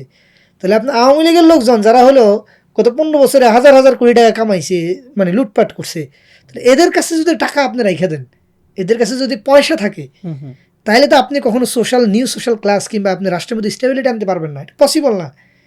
মানে তাদের ওখানে হাতে দেওয়া হয় না। আমরা তখন সুশীলদের খপ্পরে পড়ছি, তখন ডাকাত আসতেছে বইলা সুশীলরা কি করছে, এই অভ্যুত্থানকে ব্যর্থ করছে। কিন্তু তখন যদি এই কাজটা করা যেত ফুললি, আপনার ধরেন এই যে আওয়ামী লীগের লোকজন পুতুল মাহবুবুল হানিফ গুলশানের মধ্যে 10 তলা 20 তলা বিশাল বড় বড় বাড়ি তুলে রাখছি, এগুলো তো তার নিজের বাড়ি না, সরকারি জায়গা দখল করে রাখছি, কিন্তু ওই জায়গা এখনো পড়ে আছে, সরকার কিছু কোনো হাত দেয় না। তাহলে আপনি আওয়ামী লীগের লোকজনকে সেফ এক্সিট দিয়েছেন, আপনি পালাইতে যেতে দিয়েছেন, তাদের সম্পত্তিও কি বিদেশে যেতে দিয়েছেন, আবার 5 আগস্ট আগেও দিয়েছেন, 5 আগস্টের পরেও দিয়েছেন, এখনও দিতেছেন। তাদের ব্যবসা বাণিজ্য সব কিছু কি চলছে। আর এখানে তো নিয়োগ গত 1 বছরের নতুন কোনো ক্লাস হয়নি। ধরেন আওয়ামী লীগের বাইরে এখন পর্যন্ত সরকারি টেন্ডার আওয়ামী লীগের বাইরে কেউ করতে পারে না। কারণ হচ্ছে ওই সরকারি টেন্ডারের যে নিয়ম, সরকারি টেন্ডারের যে পলিসি, যে হ্যাঁ পাবলিক প্রকিউরমেন্ট যে রুলস, এবং একটা হিস্ট্রি থাকতে হবে, এত টাকা ট্রানজাকশন, এমন এই টাকা কার আছে, সবগুলো আওয়ামী লীগের লোকজন, কোনো বিএনপির লোকজন এখন কি করতে হবে, তাহলে বিএনপি জামাতের লোকজন এখন আওয়ামী লীগের লোক লিয়াজু করে ব্যবসা করতে হইতেছে। এটা সবাই করতেছে, কারণ সরকারি ব্যবসা করতে হলে এখন আওয়ামী লীগের লোক লিয়াজু ছাড়া কেউ করতে পারবে না। তাহলে এই যে সংকটটা, এই সংকটটা তো কেউ আইডেন্টিফাই করে, ইভেন আমাদের অর্থ উপদেষ্টা, বাণিজ্য উপদেষ্টা, ল উপদেষ্টা, কেউ, এটা হলো রিয়েল সংকট। আপনি এটা শেষ করে দেন যে গত 15 বছরে আওয়ামী লীগের যত কোম্পানি সরকারি কাজ করছে সকল কোম্পানি ব্ল্যাক লিস্টেড, শেষ। নতুন নতুন সিস্টেম চালু করতে হবে, হ্যাঁ, অন্য জায়গায় ছাড় দিতে হবে, ধরেন কাজ করতে হবে। যেটা আমার দেশ কয়দিন আগে একটা রিপোর্ট করলো, বন্দর দিবে চিটাঙের বিদেশিদেরকে, কমিশন খাবে শেখ ফ্যামিলি। কারণ হলো বন্দর ম্যানেজমেন্টের লোকাল কাজ করার জন্য যে এক্সপার্ট কোম্পানি সবগুলো হলো হ্যাঁ শেখ ফ্যামিলির লোকজনের কাজ। তো আপনি যদি তাদের কাছ থেকে যদি সম্পদ আলাদা করতে না পারেন, তাহলে আপনি কখনো পলিটিক্স আলাদা করতে পারবেন না। পলিটিক্যালি যে তাদেরকে আপনি মাইনর করে দিয়েছেন, কিন্তু আপনি যদি ইকোনমিক্যালি মাইনর করতে না পারেন, তাইলে কিন্তু এই নতুন বন্দোবস্ত বলতে কোনো কিছু আসলে তৈরি হবে না। এবং গত 1 বছর নতুন কোনো সোশ্যাল ক্লাস তৈরি হয়নি। কারণ হলো আমি ইয়াং, আমি ব্যবসা করতে যাবো, আমার তো লোন পাওয়ার অবস্থা নাই, আমি তো সরকারি টেন্ডার করতে পারবো না, আমি কোনো কিছুই তো কোনো জায়গায় আমি একটা কোথাও আমি পার্টিসিপেটও করতে পারবো না। তা আপনি যদি এই যে তরুণরা বিপ্লব করলো, যে তরুণরা গণঅভ্যুত্থান করলো, যে তরুণরা জান দিল, তাদেরকে যদি আপনি ইকোনমিক্যালি অর্থনৈতিকভাবে যদি তাদেরকে স্বাবলম্বী করতে না পারেন, অর্থনৈতিকভাবে তাদেরকে যদি নতুন ক্লাস হিসেবে রাষ্ট্রের মধ্যে যদি প্রতিষ্ঠিত করতে না পারেন, তাহলে তো আপনি কখনো কি এখানে কোনো কিছু করতে পারবেন না। তার মানে হচ্ছে এই যে ব্যবস্থা ছিল সেটা অনেকাংশেই বহাল থাকার কারণে, ইভেন অ্যাডমিনিস্ট্রেশনে, তারপর হচ্ছে বিচার বিভাগ, সব জায়গাতে এটা বহাল আছে। এবং দেখেন, এবং রাষ্ট্রের মধ্যে আপনি নতুন কোনো কিছু আনেন নেই। আওয়ামী লীগের আমলে দেখেন ঝামেলাটা কোন জায়গাতে, আপনি গত 1 বছরে থানার অস্ত্র লুট হয়েছে, আওয়ামী লীগের লোকজনের কাছ থেকে আগে থেকেই অস্ত্র ছিল। তাইলে আওয়ামী লীগের যদি ধরি 300টা এমপি, আপনি উপজেলা চেয়ারম্যান ধরেন আপনার 500 জন, তাইলে এই যে উপজেলা চেয়ারম্যান সবার কাছে তো পিস্তল ছিল, প্রত্যেকটা থানার প্রেসিডেন্টের কাছে পিস্তল ছিল আওয়ামী লীগের, ওয়ার্ড প্রেসিডেন্টের কাছে কম বেশি পিস্তল ছিল, আমরা তো এগুলো জানি। তাহলে এই পিস্তলগুলো একটা উদ্ধার হয়েছে? কিংবা আপনি যে ক্রাইম কম করবেন, এটার কোনো ব্যবস্থা আছে? ব্যবস্থা নেই। আপনি ধরেন এই যে বলতেছেন মোহাম্মদপুরের মধ্যে আপনি ধরেন যে লোকটা যে গুলি করছে, ফয়সাল বলতেছে, আদাবর থানা ছাত্রলীগের প্রেসিডেন্ট, তাহলে আপনি আদাবর থানার ভিতরে ঢুকে কয়টা আওয়ামী লীগের লোকজনকে আপনি অ্যারেস্ট করছেন? এবং আপনি অ্যারেস্ট করে 3 মাস 4 মাসের মাথায় জামিন দিয়ে দিয়েছেন। কি আপনি এটা করলে তো হবে না। আপনি গণঅভ্যুত্থানের জন্য আলাদা ট্রাইব্যুনাল করবেন, এটা স্বাভাবিক কোনো বিচার হবে না। যে একবার অ্যারেস্ট হবে মিনিমাম 5 বছর জেলে থাকবে, তাইলে মিনিমাম কি ওদের একটা শিক্ষা হবে।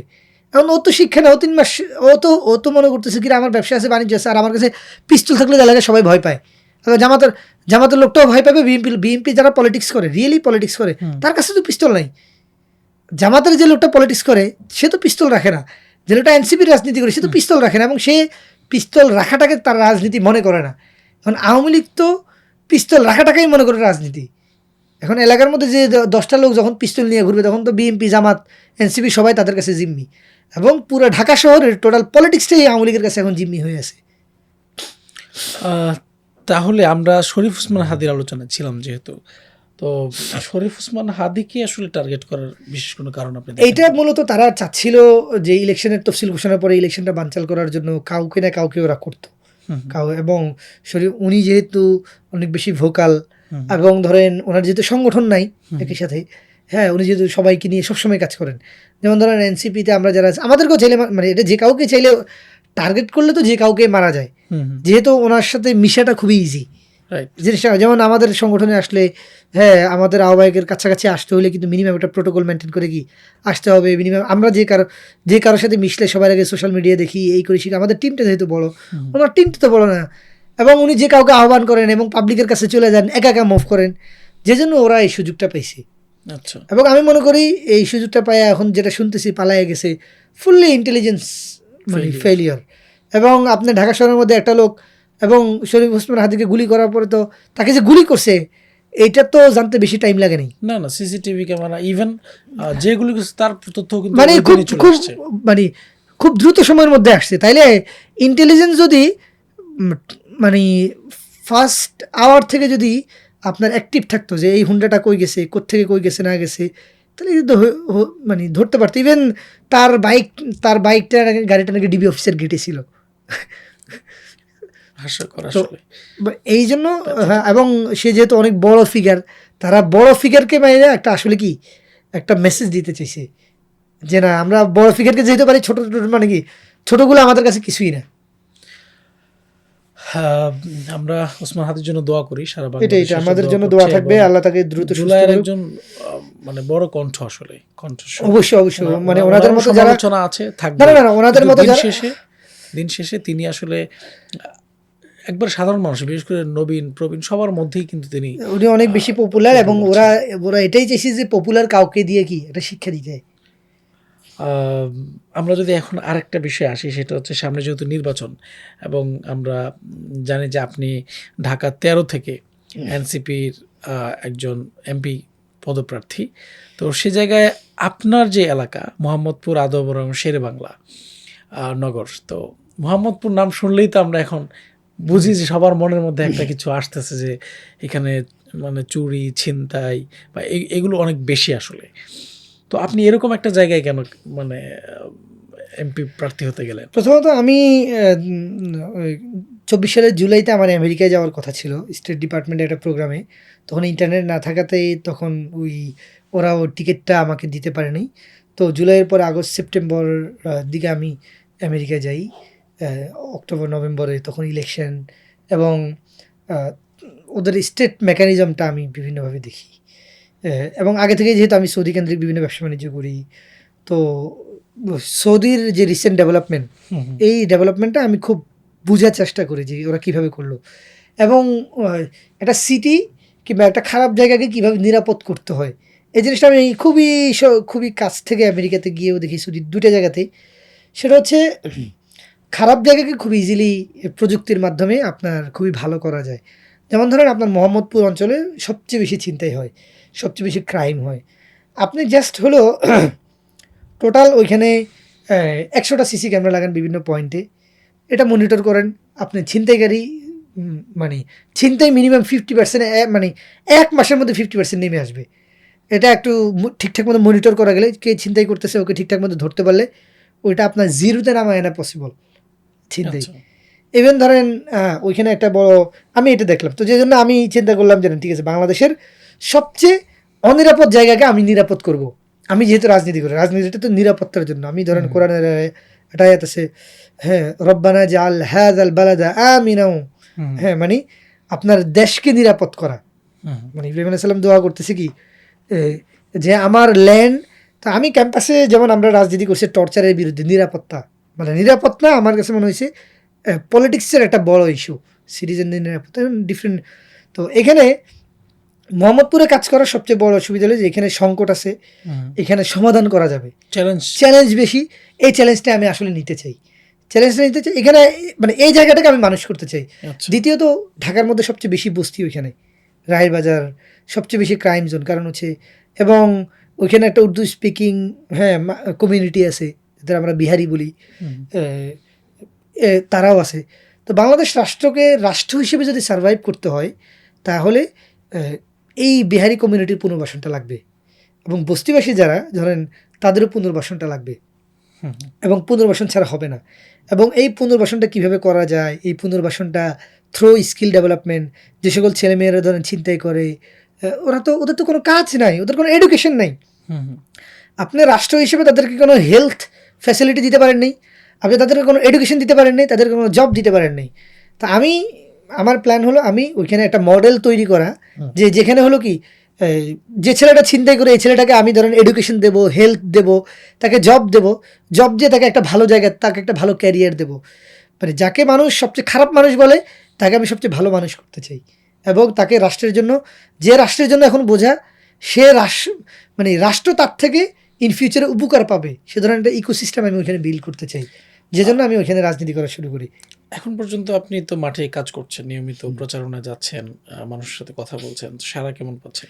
আলহামদুলিল্লাহ, যথেষ্ট পরিমাণে। আমরা নতুন হিসাবে, আমাদের পার্টির বয়স তো অনেক কম, এবং আমি এই জিনিসগুলো নিয়ে, তো আমাদের তো এমপি ক্যান্ডিডেট কয়দিন আগেই ঘোষণা করা হলো, এবং গত 1-1.5 বছর ধরে এই জিনিসগুলো নিয়ে কাজ করতেছি, যে জন্য মানুষের মধ্যে এক ধরনের সাড়া আছে। এবং আমরা যদি ওই আমাদের জায়গাতে কমিটমেন্টের মধ্যে থাকি এবং ঠিকঠাক মতো কাজ করতে পারি, ইনশাল্লাহ মানুষ আমাদেরকে ওই সমর্থনটা দিবে, এটা বিশ্বাস করি। এবং হ্যাঁ, আমার তো এখানে হারানোর কিছু নেই। আমি তো ধরেন আমার পিছনে যারা রাজনীতি করে, আমি এদেরকে টাকা দেই না, এদেরকে পয়সা দেই না, এদেরকে টেন্ডার দেই না। তো যে আমার সাথে কাজ করে সে কিন্তু সমাজের ভালোর জন্যই করে।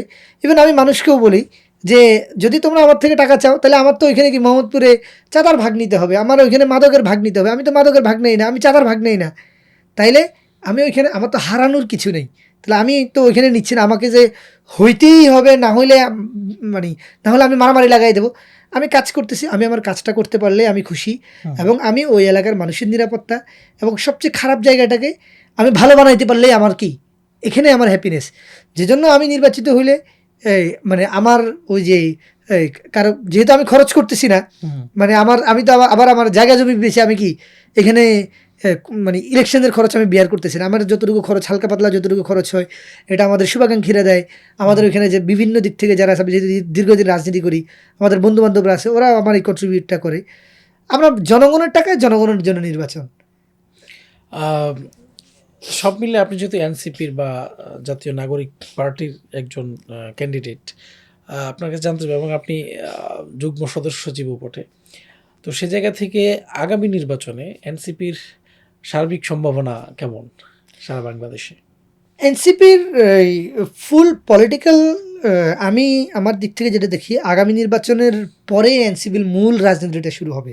আচ্ছা, কারণ হচ্ছে আপনি দেখেন বিএনপি 10 জন নেতার নাম আপনি একটানা বলতে পারবেন না, আপনার জামাতের 10 জন টপ নেতার নাম আপনি এক বসে বলতো, কিন্তু এনসিপির আপনি 10 জনের নামে এক বসে না, হ্যাঁ ধরেন নাহিদ, আক্তার, সার্জিস, হাসনাত, তাসনিম যারা মিলে কি 8-10 জন কিন্তু বলে ফেলতে পারবেন। মানে এই যে পরিচিতি, এই যে এনসিপির পরিচিতিটা, এই পরিচিতিটাই এনসিপিকে আগামী নির্বাচনের পরে অ্যাজ বিরোধী দল হিসেবে অনেক শক্ত একটা জায়গায় নিয়ে যাবে। এবং নেক্সট নির্বাচনে যদি আপনার হলো এনসিপি যদি একটা আসনও না পায়, মাঠের সবচেয়ে সক্রিয় বিরোধী দল হবে এনসিপি। অনেকেই মনে করে যে এনসিপিকে পার্লামেন্টে যেতে হবে, পার্লামেন্টে না গেলে এনসিপি হারায় যাবে, এমপি না হলে। না, এটা ভুল ধারণা। ধরুন গত 10 বছর তো বিএনপি পার্লামেন্টে ছিল না, মানুষের ইমাজিনেশনের মধ্যে সবচেয়ে বিরোধী দল কে ছিল? বিএনপি, জামাত। মানে পার্লামেন্টে ছিল কিন্তু জাতীয় পার্টি, মানে পার্লামেন্টে যাওয়াটাই যে একমাত্র রাজনীতি এটা কিন্তু না। এনসিপি যদি এই ইলেকশনে, কিন্তু বিভিন্ন জরিপে যেটা উঠে আসছে, এনসিপির 5 থেকে 10% বিভিন্ন ভোটিং তৈরি হয়েছে, যেখানে ধরেন জামাতের মতো পার্টি 80 বছরে গিয়ে তাদের এখন কি 30% ভোট তাদের পক্ষে আসতেছে, কিংবা তাদের জনমত বিভিন্ন জরিপগুলোতে, সেখানে এনসিপি পার্টি হয়েছে এখনো 1 বছর হয়নি। মানে একটা পার্টি হওয়ার 1 বছরের মাথায় 5%, আমি মনে করি 2% হওয়াটাই তো এটা আমাদের জন্য আশার থেকে বেশি। এনসিপির রাজনীতির সবচেয়ে আপনার কাছে ভালো দিক কোনটা মনে হয়, যে সম্ভাবনার দিক কোনটা মনে হয়? এনসিপির রাজনীতির সবচেয়ে সম্ভাবনাময় দিক যেটা হচ্ছে, এনসিপিতে সবাই সবাইকে বলতে পারে। ধরেন আপনি বাংলাদেশে অন্য কোনো পার্টির মিটিংয়ে, মানে অন্য অনেক পার্টি তো মিটিংয়ে হয় না ডিসিশন নেওয়ার ক্ষেত্রে, আমরা অনেক বড় বড় পার্টির কথা যাদের ওখানে মিটিংয়ে হয় না, 1-2 জন মিলে ডিসিশন নিয়ে নেয়। কিন্তু এনসিপির মিটিংয়ে ধরেন এনসিপির আহ্বায়ককে, আপনি এনসিপির আহ্বায়কের বিরুদ্ধে 10টা কথা বলে আবার কি আপনি পার্টিতে থাকতে পারবেন, এটা আপনি অন্য কোথাও পারবেন না। সবচেয়ে বড় পজিটিভ। ধরেন আপনি এটা জামাতেও পারবেন না, বিএনপিতে আপনি বিএনপির নির্বাহী কমিটির মিটিংয়ে আপনি তারেক রহমানকে 2টা গালি দিয়া এরপরে বিএনপিতে আপনার রাজনীতি করা পসিবল, আপনি জামাতেও এটা পারবেন না। জামাতের আমিরকে আপনি 5টা গালি দিলেন, কিংবা তার 5টা ভুল আপনি খুব মানে স্ট্রংলি ধরাই দিলেন যে এই কারণে আপনি কি অযোগ্য, পারবেন না। কিন্তু আপনি এনসিপির আহ্বায়ককে, এনসিপির সদস্য সচিবকে মিটিংয়ের মধ্যে আপনি সারাক্ষণ আপনি তাকে তার বিরুদ্ধে 10টা কথা বইলে তার বিরুদ্ধেও পলিটিক্স করে আপনি থাকতে পারবেন। এইটাই এনসিপির সবচেয়ে বড় সম্ভাবনাময়। এবং এই জিনিসটা যদি এনসিপিতে থাকে, এই যে বহুমত, মানে দ্বিমত করা, পার্টির মধ্যে দ্বিমত করা, সবাই মিলে ডিসিশন নেওয়া, ডিসিশনটা কেউ এককভাবে না নেওয়া, এটা যদি এনসিপিতে থাকে, তাইলে এনসিপি বাংলাদেশে আগামী দিনে লিড করবে। এদিকে আমার মনে হয় এদিক থেকে জামাতও কিছুটা মেনটেন করে, বিশেষ করে পরামর্শ কেন্দ্রিক কাজ করা বা সমালোচনার দিক বা সংশোধনের দিকটা মনে হয় দেখে, সম্ভবত আমার তুলনামূলক অন্য পার্টির এটা তারা দেখতে পারে, কিন্তু দেখে যারা তো ইন্টারনালি ক্যাডার ভিত্তিক খুবই সফটভাবে এই জিনিসটা ডিফারেন্ট ওয়েতে জিনিসগুলো তারা করে। এখন আমরা যদি একবারে আপনার, সবাই তো আসলে রাজনীতিটা তো ব্যবসা, রাজনীতিটাই কোনো আর্নিং সোর্স হইতে পারে না, এটা হওয়া উচিতও না। সেদিক থেকে আপনিও আসলে রাজনীতিকে আপনার পেশা হিসেবে নেননি, এটা আমি মনে করি। তো আপনার মানে যে আর্নিংটা আসলে কোত্থেকে আসে, আপনার কাজ কি, পেশা কি? আমার আইটি বিজনেস আছে, আমি আইটি কনসালটেন্সি বিজনেস করি, এবং বিজনেসের ডিজিটাল ট্রান্সফরমেশন যেটা, আমি সৌদি দুবাইতে আমার বিজনেস আছে আলহামদুলিল্লাহ।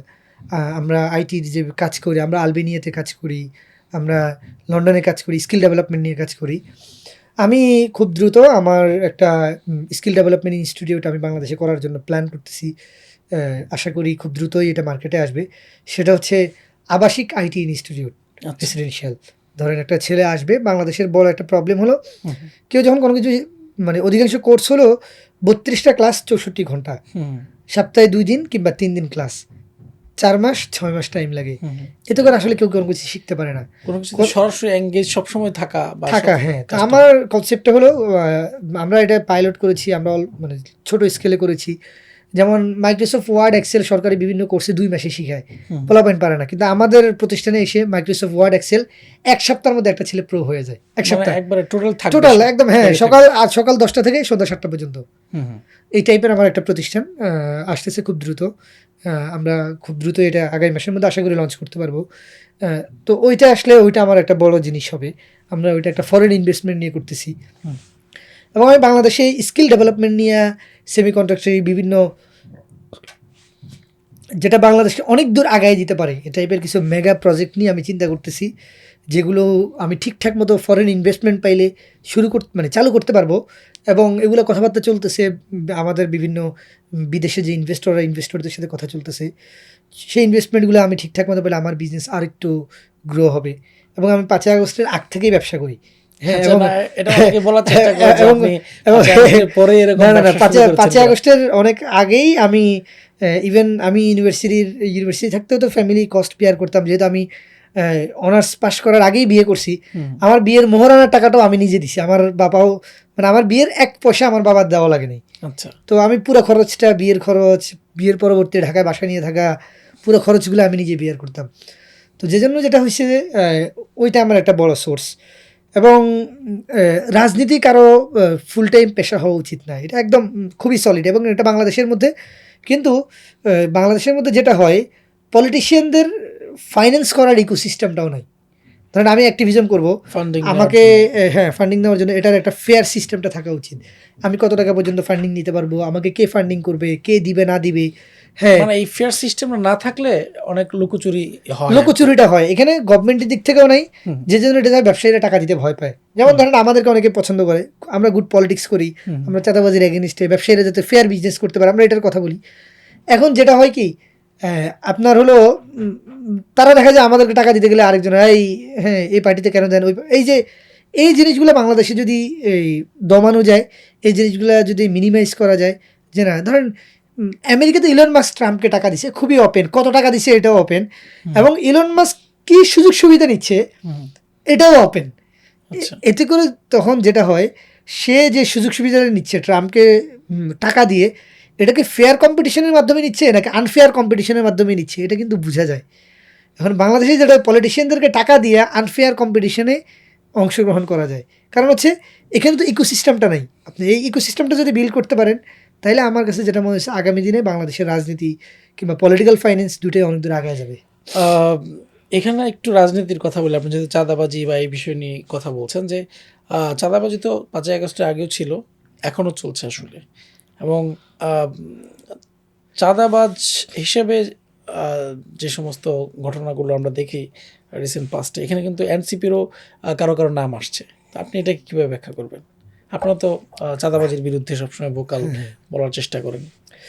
চাঁদাবাজি দুইটাই জিনিস, একটা হলো পলিটিক্যাল চাঁদাবাজি আর একটা হলো আমলাতান্ত্রিক চাঁদাবাজি। ধর আপনি সরকারি অফিসে একটা জন্ম নিবন্ধন কার্ড করে দেবেন, আপনার টাকা লাগতেছে, এটাও কিন্তু চাঁদাবাজি। আমাদের এখানে যেটা হয় মিডিয়াতে, আপনার পলিটিক্যাল চাঁদাবাজিটাকে, ধরেন একটা রাস্তার দোকান, একটা পলিটিশিয়ান হয়তো টাকা নেয়, ওইটাকে খুব হাইলাইটস করে, কিন্তু ওই যে প্রশাসনিক যে চাঁদাবাজি আমলাতান্ত্রিক, এটাকে কিন্তু কেউ ভয় কথাই বলে না। জিনিসটা 5ই আগস্টের পরে যেটা হয়েছে, তখন তো কেউ ছিল না, প্রশাসনটা যদি স্ট্রং থাকতো তাহলে কিন্তু এই চাঁদাবাজিটা বন্ধ হয়ে যেত। দ্বিতীয়, চাঁদাবাজির শুরুটা হয় কোথায়? চাঁদাবাজির শুরুটা হয় কিন্তু একটা ইকোসিস্টেমের ফেলিয়ারের কারণে। ধরেন নিউ মার্কেটে যে লোকটা দোকান করে ফুটপাথ থেকে তো শুরু হয়। এখন ফুটপাথ তো পৃথিবীর সব দেশে আছে, আমেরিকাতে আছে, লন্ডনে আছে, সৌদিতে আছে, দুবাইতে আছে, কাতার, পৃথিবীর এমন কোনো দেশ নেই যে দেশে কি ফুটপাথ নেই। কিন্তু বাংলাদেশে ফুটপাথ, ওইখানে ফুটপাথ থেকে কেউ চাঁদা খায় না, বাংলাদেশে কেন খায়? কারণ হলো পৃথিবীর সকল দেশে ফুটপাথটা হলো একটা সরকারি ইকোসিস্টেমের মধ্যে আছে। ধরেন নিউ মার্কেটে যে লোকটা দোকান করে, ওই লোকটার যে ইলেকট্রিসিটি যে লাইন, এই লাইনটা কার? সরকারি লাইন। সরকারি লাইন থেকে কিন্তু সে উপর থেকে লাইন নেয়, সরকারি লাইন। সে যে পানি ব্যবহার করে, পানিটা কার? সরকারি পানি। হুম, হ্যাঁ, যার অনেক সময় মানে গ্যাস লাগে, গ্যাস হয়তো সিলিন্ডারে করে। তাইলে আপনি যদি সরকারের পক্ষ থেকে যদি একটা ইকোসিস্টেম তৈরি করেন যে ফুটপাতে দোকান করতে হলে এতটা থেকে এতটা পর্যন্ত করা যাবে, এবং এটা রেজিস্ট্রেশনের মধ্যে থাকবে, এবং ও যে লাইনটা নিবে সরকারি লাইন ব্যবহার করবে এবং টাকাটা দিবে সরকারকে, হুম, এবং প্রশাসন স্ট্রং, প্রশাসন রেগুলার, তাহলে তো ওরা চাঁদা দেওয়া লাগে না। এবং সমস্যাটা হয় কি, সরকার মানে কেউ একজন ফুটপাতে দোকান বসেছে, পুলিশ এসে কয় এই তুই উঠে যা, পরে ও কি করে, ও তো দোকানটা দিন শেষে করতে হবে, ও কারো না কারো ধরে, ও তখন কি করে, ও কোনো পলিটিশিয়ানকে ধরে, নাহলে থানাকে ধরে। এখন থানাকে তো যায় ডাইরেক্ট ধরতে পারে না, থানার লোকজন তো ধরেন পরিবর্তন হয়। ওর জন্য সবচেয়ে নিরাপদ সোর্স হলো কি, একটা পলিটিশিয়ান যে এলাকায় থাকে ওকে একটা শেল্টার দিবে, বলে ভাই আমার কি এটা বাঁচান, তখন ও বলে যে ঠিক আছে তাহলে আমার কি ডেলি তুই 500 টাকা দিবি, ডেলি তুই 1000 টাকা দিবি, 1000 টাকা থেকে কি থানারে দেয় অর্ধেক, ও রাখে অর্ধেক। এই যে তাইলে টোটাল চাঁদাবাজির এখানে প্রবলেমটা হলো ইকোসিস্টেমের। এই ইকোসিস্টেম যদি আমরা যদি টোটাল ঢাকা শহরের পুরো বাংলাদেশে ফুটপাত কিভাবে থাকবে, এটা যদি একটা সরকারি সিটি কর্পোরেশন একটা ইকোসিস্টেমের মধ্যে যদি আমরা আনতে না পারি, তাহলে এই চাঁদাবাজি ঢাকা শহর থেকে কেউ উদ্ধার করতে পারবে না।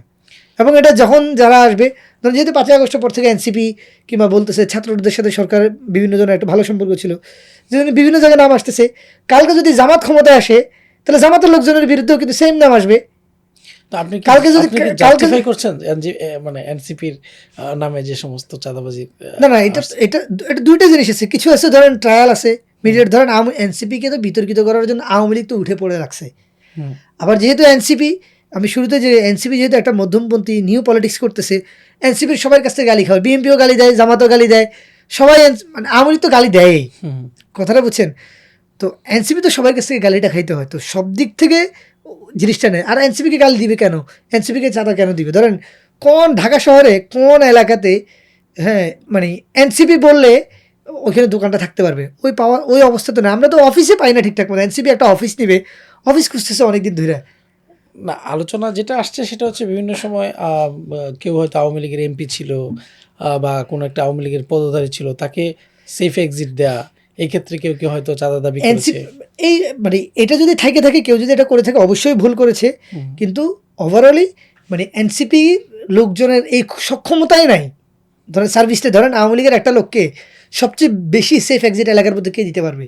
এনসিপির তো এই হোল্ডটা তো এলাকার মধ্যে নাই, এলাকার মধ্যে ওই পাওয়ারটা, যে এনসিপি তো পাওয়ার পলিটিক্সটা করে না ফুললি, পাওয়ার পলিটিক্সটা করলে না এটা করতে পারতো। আচ্ছা, আপনি এই অল্প বয়সে দেশের বাইরে অনেক জায়গায় বিজনেস রিলেশন করেছেন, বিভিন্ন দেশে আপনার যাওয়া হয়েছে, বিশেষ করে যুক্তরাষ্ট্রে, সৌদি আরবে আপনি গিয়েছেন, এবং আমরা জানি যে সৌদি আরবে যুক্তরাষ্ট্রে যখন আপনি যান তখন সেখানে বিভিন্ন অনুষ্ঠানে অংশগ্রহণ করেছেন। সব মিলিয়ে আপনার এই বিদেশ সফরে আপনার অভিজ্ঞতা কি? সেখান থেকে আপনি বাংলাদেশে আসলে কি ধরনের ডেভেলপমেন্ট করা যায় সেরকম কোনো চিন্তা ভাবনা বা পরিকল্পনা আছে? এক নম্বর ব্যাপার হলো আমাদের বাংলাদেশের মধ্যে সিটিজেনরা তাদের কোনো নাগরিক অধিকার ঠিকঠাক মতো পায় না। বাংলাদেশের মূল সংকট যেখানে, ধরেন আপনি সিটিজেন হিসেবে আপনি একজন নাগরিক, সরকারের কোনো সুযোগ সুবিধা আপনি রাষ্ট্রকে ট্যাক্স দেন, ভ্যাট দেন, সবই আপনি করেন, কিন্তু সরকার আপনি কোনো বিপদে পড়লেও সরকার আপনার পাশে দাঁড়াইতে পারে না। এটার মূল সংকটটা আমি যেখানে দেখি সেটা আমি ডিজিটালাইজেশনে দেখি, প্রযুক্তির ব্যবহারের অভাবের কারণে। ধরেন আপনার বাসার সামনে ময়লাটা যে সিটি কর্পোরেশনের যে ময়লাটা নেয়, ধরেন সেই ময়লাটা আজকে যদি না নেয়, আপনি সিটি কর্পোরেশনে কমপ্লেইন জানানোর কোনো ওয়ে নাই, মানে কোনো ওয়ে নাই। আর থাকলেও এটা অনেক আমলাতান্ত্রিক এলে বলতে হবে, অ্যাপ্লিকেশন দিতে হবে। আপনার যে এখান থেকে ধরেন আপনার অ্যাপস থাকবে, সিটি কর্পোরেশন তো আগে তো আপনি ট্যাক্স দেন, হোল্ডিং ট্যাক্স দেন। আপনার এখানে ময়লা নিচে কি নিচে না, ময়লা নিলে একরকম দাগ হবে, ময়লা যদি না নেয় আপনি এখানে জাস্ট দেখবেন আমার এখানে ময়লা নেই, ওইখানে কমপ্লেন চলে যাবে, অটো এসে জিনিসটা সমাধান হয়ে যাবে। এটা হয় না। দ্বিতীয়ত দেখেন আমাদের এখানে টিসিবির কার্ড নিয়ে বিশাল বড় একটা দুর্নীতি হয়, চালের কার্ড, ডালের কার্ড, আমরা মেম্বার চেয়ারম্যানরা যে দুর্নীতিটা করে। এখন দেখেন এই টিসিবির কার্ডটা কারা পায় এটাও কিন্তু কেউ জানে না। আপনি যদি এটা তো গরিব মানুষের জন্য দেওয়া, কিংবা ধরেন আপনার গরিব মানুষের জন্য একটা ভাতা আসতেছে, তাহলে ওই এলাকাতে কারা কারা ওই কার্ডটা পাইছে সেটা দিলেই হয়। ধরুন গরিব মানুষের জন্য একটা প্রেগনেন্সি ভাতা আছে, আমরা অনেকে জানে না, 40,000 টাকার উপরে। এবং হ্যাঁ, আমি নিজেও জানি না একটা প্রেগনেন্সি ভাতা আছে। এবং দেখা যায় কি জানেন, ওই মেম্বার চেয়ারম্যান যারা থাকে এলাকার, তাদের আত্মীয় স্বজন মানে তার ওয়াইফকে পারলে 5 বার মানে বাচ্চা হয়েছে একটা, প্রেগনেন্ট বানায় ফেলছে কি 7-8 বার। আচ্ছা, এই যে সে যে সরকারি ভাতাটা পাইছে এটা তো ফেয়ার, মানে কেউ যদি গরিব মানুষ সে যে ভাতাটা পাবে, এই ভাতাটা পাওয়া কিন্তু ফেয়ার, এটা তাহলে সরকারের ওয়েবসাইটের মধ্যে দিয়ে দিলেই তো হয়, যে একটা ইউনিয়ন পরিষদের ওয়েবসাইট কিংবা ওয়ার্ডের যে ওয়েবসাইট, যে এই এলাকায় কারা কারা প্রেগনেন্সি ভাতা পায়, এই এলাকায় কারা কারা বয়স্ক ভাতা পায়। দেখবেন বাংলাদেশে বয়স্ক ভাতা পায় একটা মানুষ তার পুরা লাইফে, সে সরকারকে টাকা দেয়, 65 বছর বয়সের পরে সরকার হয়তো 900-1500 টাকা একটা টাকা দেয় বয়স্ক ভাতা। এই ভাতাটা ঠিকঠাক মতো মানুষ পায় না। একটা মানুষ এই যে আর ভাতাটা পাইলেও এমনভাবে পায় যে কোনো একটা পলিটিক্যাল পার্টি বোধহয় তাকে পার্টি দিচ্ছে কিংবা এটা করুন, এটা তো করুন না, এটা আপনাকে কি রাইট, এটা রাইট। আমার নিজের একজন আত্মীয় প্রতিবন্ধী, আজকে বয়স হয়ে গেছে 35+, তারা ওইখানে আবেদন কয়, আমি কেন আবেদন করবো? কিন্তু এই যে রাষ্ট্রটাকে মানবিক করার, মানবিককে আপনি কিভাবে করবেন? আপনি থ্রো টেকনোলজি করতে পারেন। আপনি যদি টেকনোলজির ব্যবহার যদি না করেন, আমি যেটা পুরো ওয়ার্ল্ডেই যেটা হয়েছে, এখন টেকনোলজি এত অ্যাডভান্স হয়ে গেছে এবং টেকনোলজি দিয়ে সব কিছু সমাধান করা পসিবল।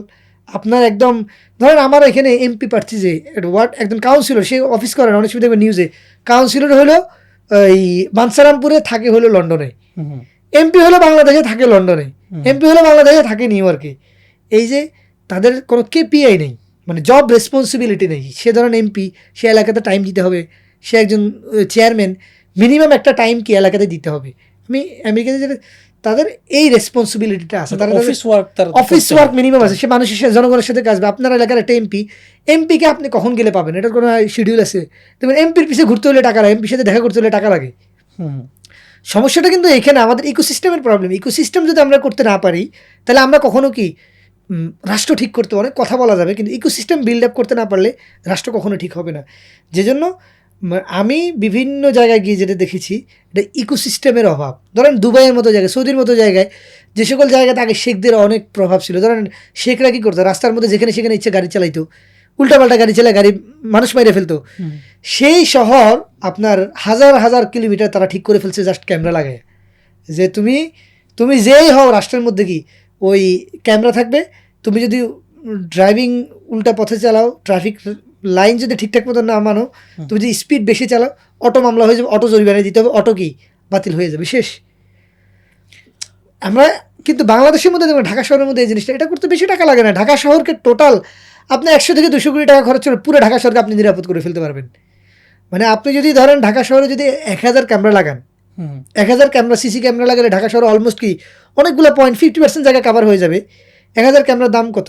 আপনি 10,000 টাকা করে হিসাব করেন, 1 কোটি টাকা, 100 কোটি টাকা, সব মানে 100 কোটি টাকা খরচ করলেই কি ঢাকা শহরের নিরাপত্তা 50% আপনি কি এনশিওর করতে পারবেন। আরও 100 কোটি টাকার ইকোসিস্টেম করেন। কিন্তু দেখা যায় আমাদের এখানে এই ভিশনের প্রবলেম।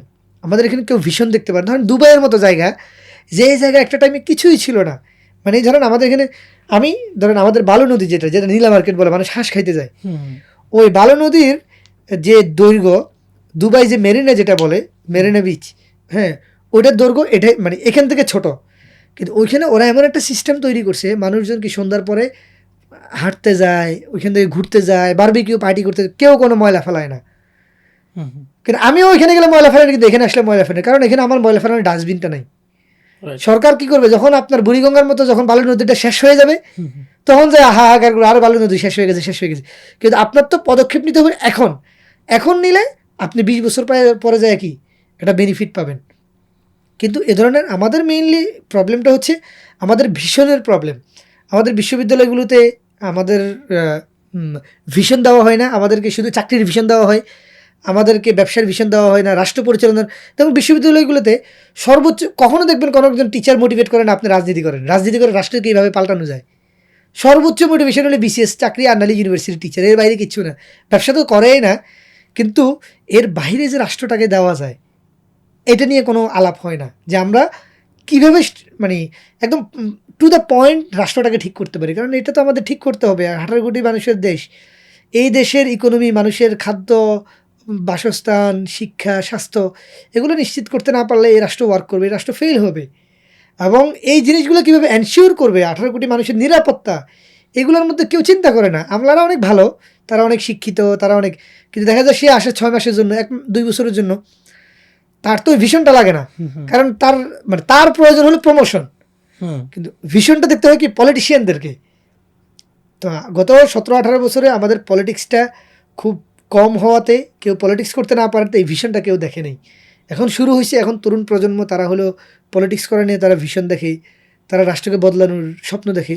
এই স্বপ্নগুলো যদি ধীরে ধীরে বাস্তবায়ন করা যায় অনেক দূর যাওয়া পসিবল। আপনি যদি মানে অল্প কথায় আপনার ভবিষ্যৎ পরিকল্পনা বলেন। ১ নাম্বার পজিশন হলো, আমি যেহেতু রাজনীতি করি, সম্মান রাজনীতি করি আমি মূলত সম্মানের জন্য। সম্মান নিয়ে যে রাজনীতি যতদিন করতে পারবো করবো। যখন মনে হবে যে সম্মান আর পাচ্ছি না রাজনীতি করি, তাহলে রাজনীতি ছেড়ে দেবো। আচ্ছা। যে রাজনীতি করে কি মানে রাজনীতি করে আমার সম্মান নষ্ট হইতেছে, এই জায়গায় আল্লাহ না করুক অনেক সময় হয় না, যেমন আওয়ামী লীগে তো একটা টাইম প্রথম দিকে ভালো লোক ছিল, একটা টাইম পরে কি তারা ছাড়ে না। আমার যদি এই ধরনের কোনো পরিস্থিতি, আর দ্বিতীয়ত হলো মানে এই রাষ্ট্রটাকে আমরা পাল্টাতে চাই, এই রাষ্ট্রটাকে আমরা সিটিজেন কেন্দ্রিক করতে চাই। এবং আমার যে অভিজ্ঞতা বিভিন্ন দিক থেকে, আমাদের এখানে সবচেয়ে বড় যেটা ক্রাইসিস সেটা হচ্ছে জবের ক্রাইসিস। আমাদের বাচ্চাদের, হ্যাঁ আমাদের শিক্ষার যে কোয়ালিটি, আমি দেখলাম তো শিক্ষার কোয়ালিটি অনেক লো। এবং এখানে যদি আমরা গ্লোবাল মানের এডুকেশন করতে না পারি, আমাদের জেনারেশনকে গ্লোবাল মানের স্কিল দিতে না পারি, তাহলে এই রাষ্ট্র ব্যর্থ হবে। সেজন্য আমাদের জেনারেশনকে গ্লোবাল স্কিল দেওয়া, তাদের নিরাপত্তা দেওয়া, তাদের স্বাস্থ্য নিশ্চিত করা, রাষ্ট্রকে মানবিক করে তোলা, এটার জন্য আমার লড়াইটা সবসময় জারি থাকবে। আমি যদি রাজনীতি নাও করি, আমার থ্রো মাই আইডিয়াস, মানে আমার আইডিয়াগুলো দিয়া, আমার চিন্তা দিয়ে আমি বিভিন্নভাবে মানে দেশের মানুষের জন্য কাজ করতে চাই এবং মানুষের কল্যাণেই কাজ করতে চাই। এতে করে যদি আমি নিজে কিছু পাই, এতেও কোনো প্রবলেম নেই, নিজে কিছু না পাইলেও আমি এই কাজগুলো করতে চাই। অসংখ্য ধন্যবাদ আকরাম ধন্যবাদ হোসেন, আপনাকে। আপনি আমাদেরকে সময় দিয়েছেন। ইনোভা টককে ধন্যবাদ, ইনোভা স্টুডিওকে ধন্যবাদ আপনারা আমাকে আমন্ত্রণ করার জন্য। ইনোভা স্টুডিওকে ধন্যবাদ আমাকে আমন্ত্রণ করার জন্য। আপনারা সবাই আমার জন্য দোয়া করবেন, আমার পাশে থাকবেন। আমাদের ভুল ভ্রান্তি হইলে আমাদেরকে ধরায় দিবেন। এবং আমার সোশ্যাল মিডিয়া প্ল্যাটফর্ম সবগুলোই ওপেন রয়েছে আমার ওয়েবসাইট থেকে। যে কোনো জায়গাতে যে কোনো সাজেশন, ভালো খারাপ, আমরা কীভাবে আরও ভালো করতে পারি, দেশকে আরও ভালো কীভাবে কন্ট্রিবিউট করতে পারি, সে ধরনের সাজেশন দিবেন। ধন্যবাদ সবাইকে। আমরা অনেকগুলো বিষয় আজকে শুনেছি আপনার কাছ থেকে, আপনার স্বপ্নগুলো শুনলাম, ভবিষ্যতে আপনার কাছ থেকে শুনবো সেই প্রত্যাশা রাখছি। আর সম্মানিত দর্শক যারা এতক্ষণ শুনলেন, সবাইকে অসংখ্য ধন্যবাদ আমাদের সাথে থাকার জন্য। আর আপনাদের যদি কোনো ধরনের সাজেশন থাকে, কোনো প্রশ্ন থাকে, আমাদেরকে জানাতে পারেন। পাশাপাশি আপনারা যদি নির্দিষ্ট কোনো ব্যক্তিকে আমাদের এই ইনোভা টক্সে দেখতে চান, তাহলে আমাদের কমেন্ট বক্সে জানাতে পারেন যে কাকে দেখতে চান। আশা করছি তাকে আমরা নিয়ে আসার চেষ্টা করব। পরবর্তী এপিসোডের জন্য সবাই অপেক্ষা করবেন সেই প্রত্যাশা রাখছি। আসসালামু আলাইকুম রহমতুল্লাহ।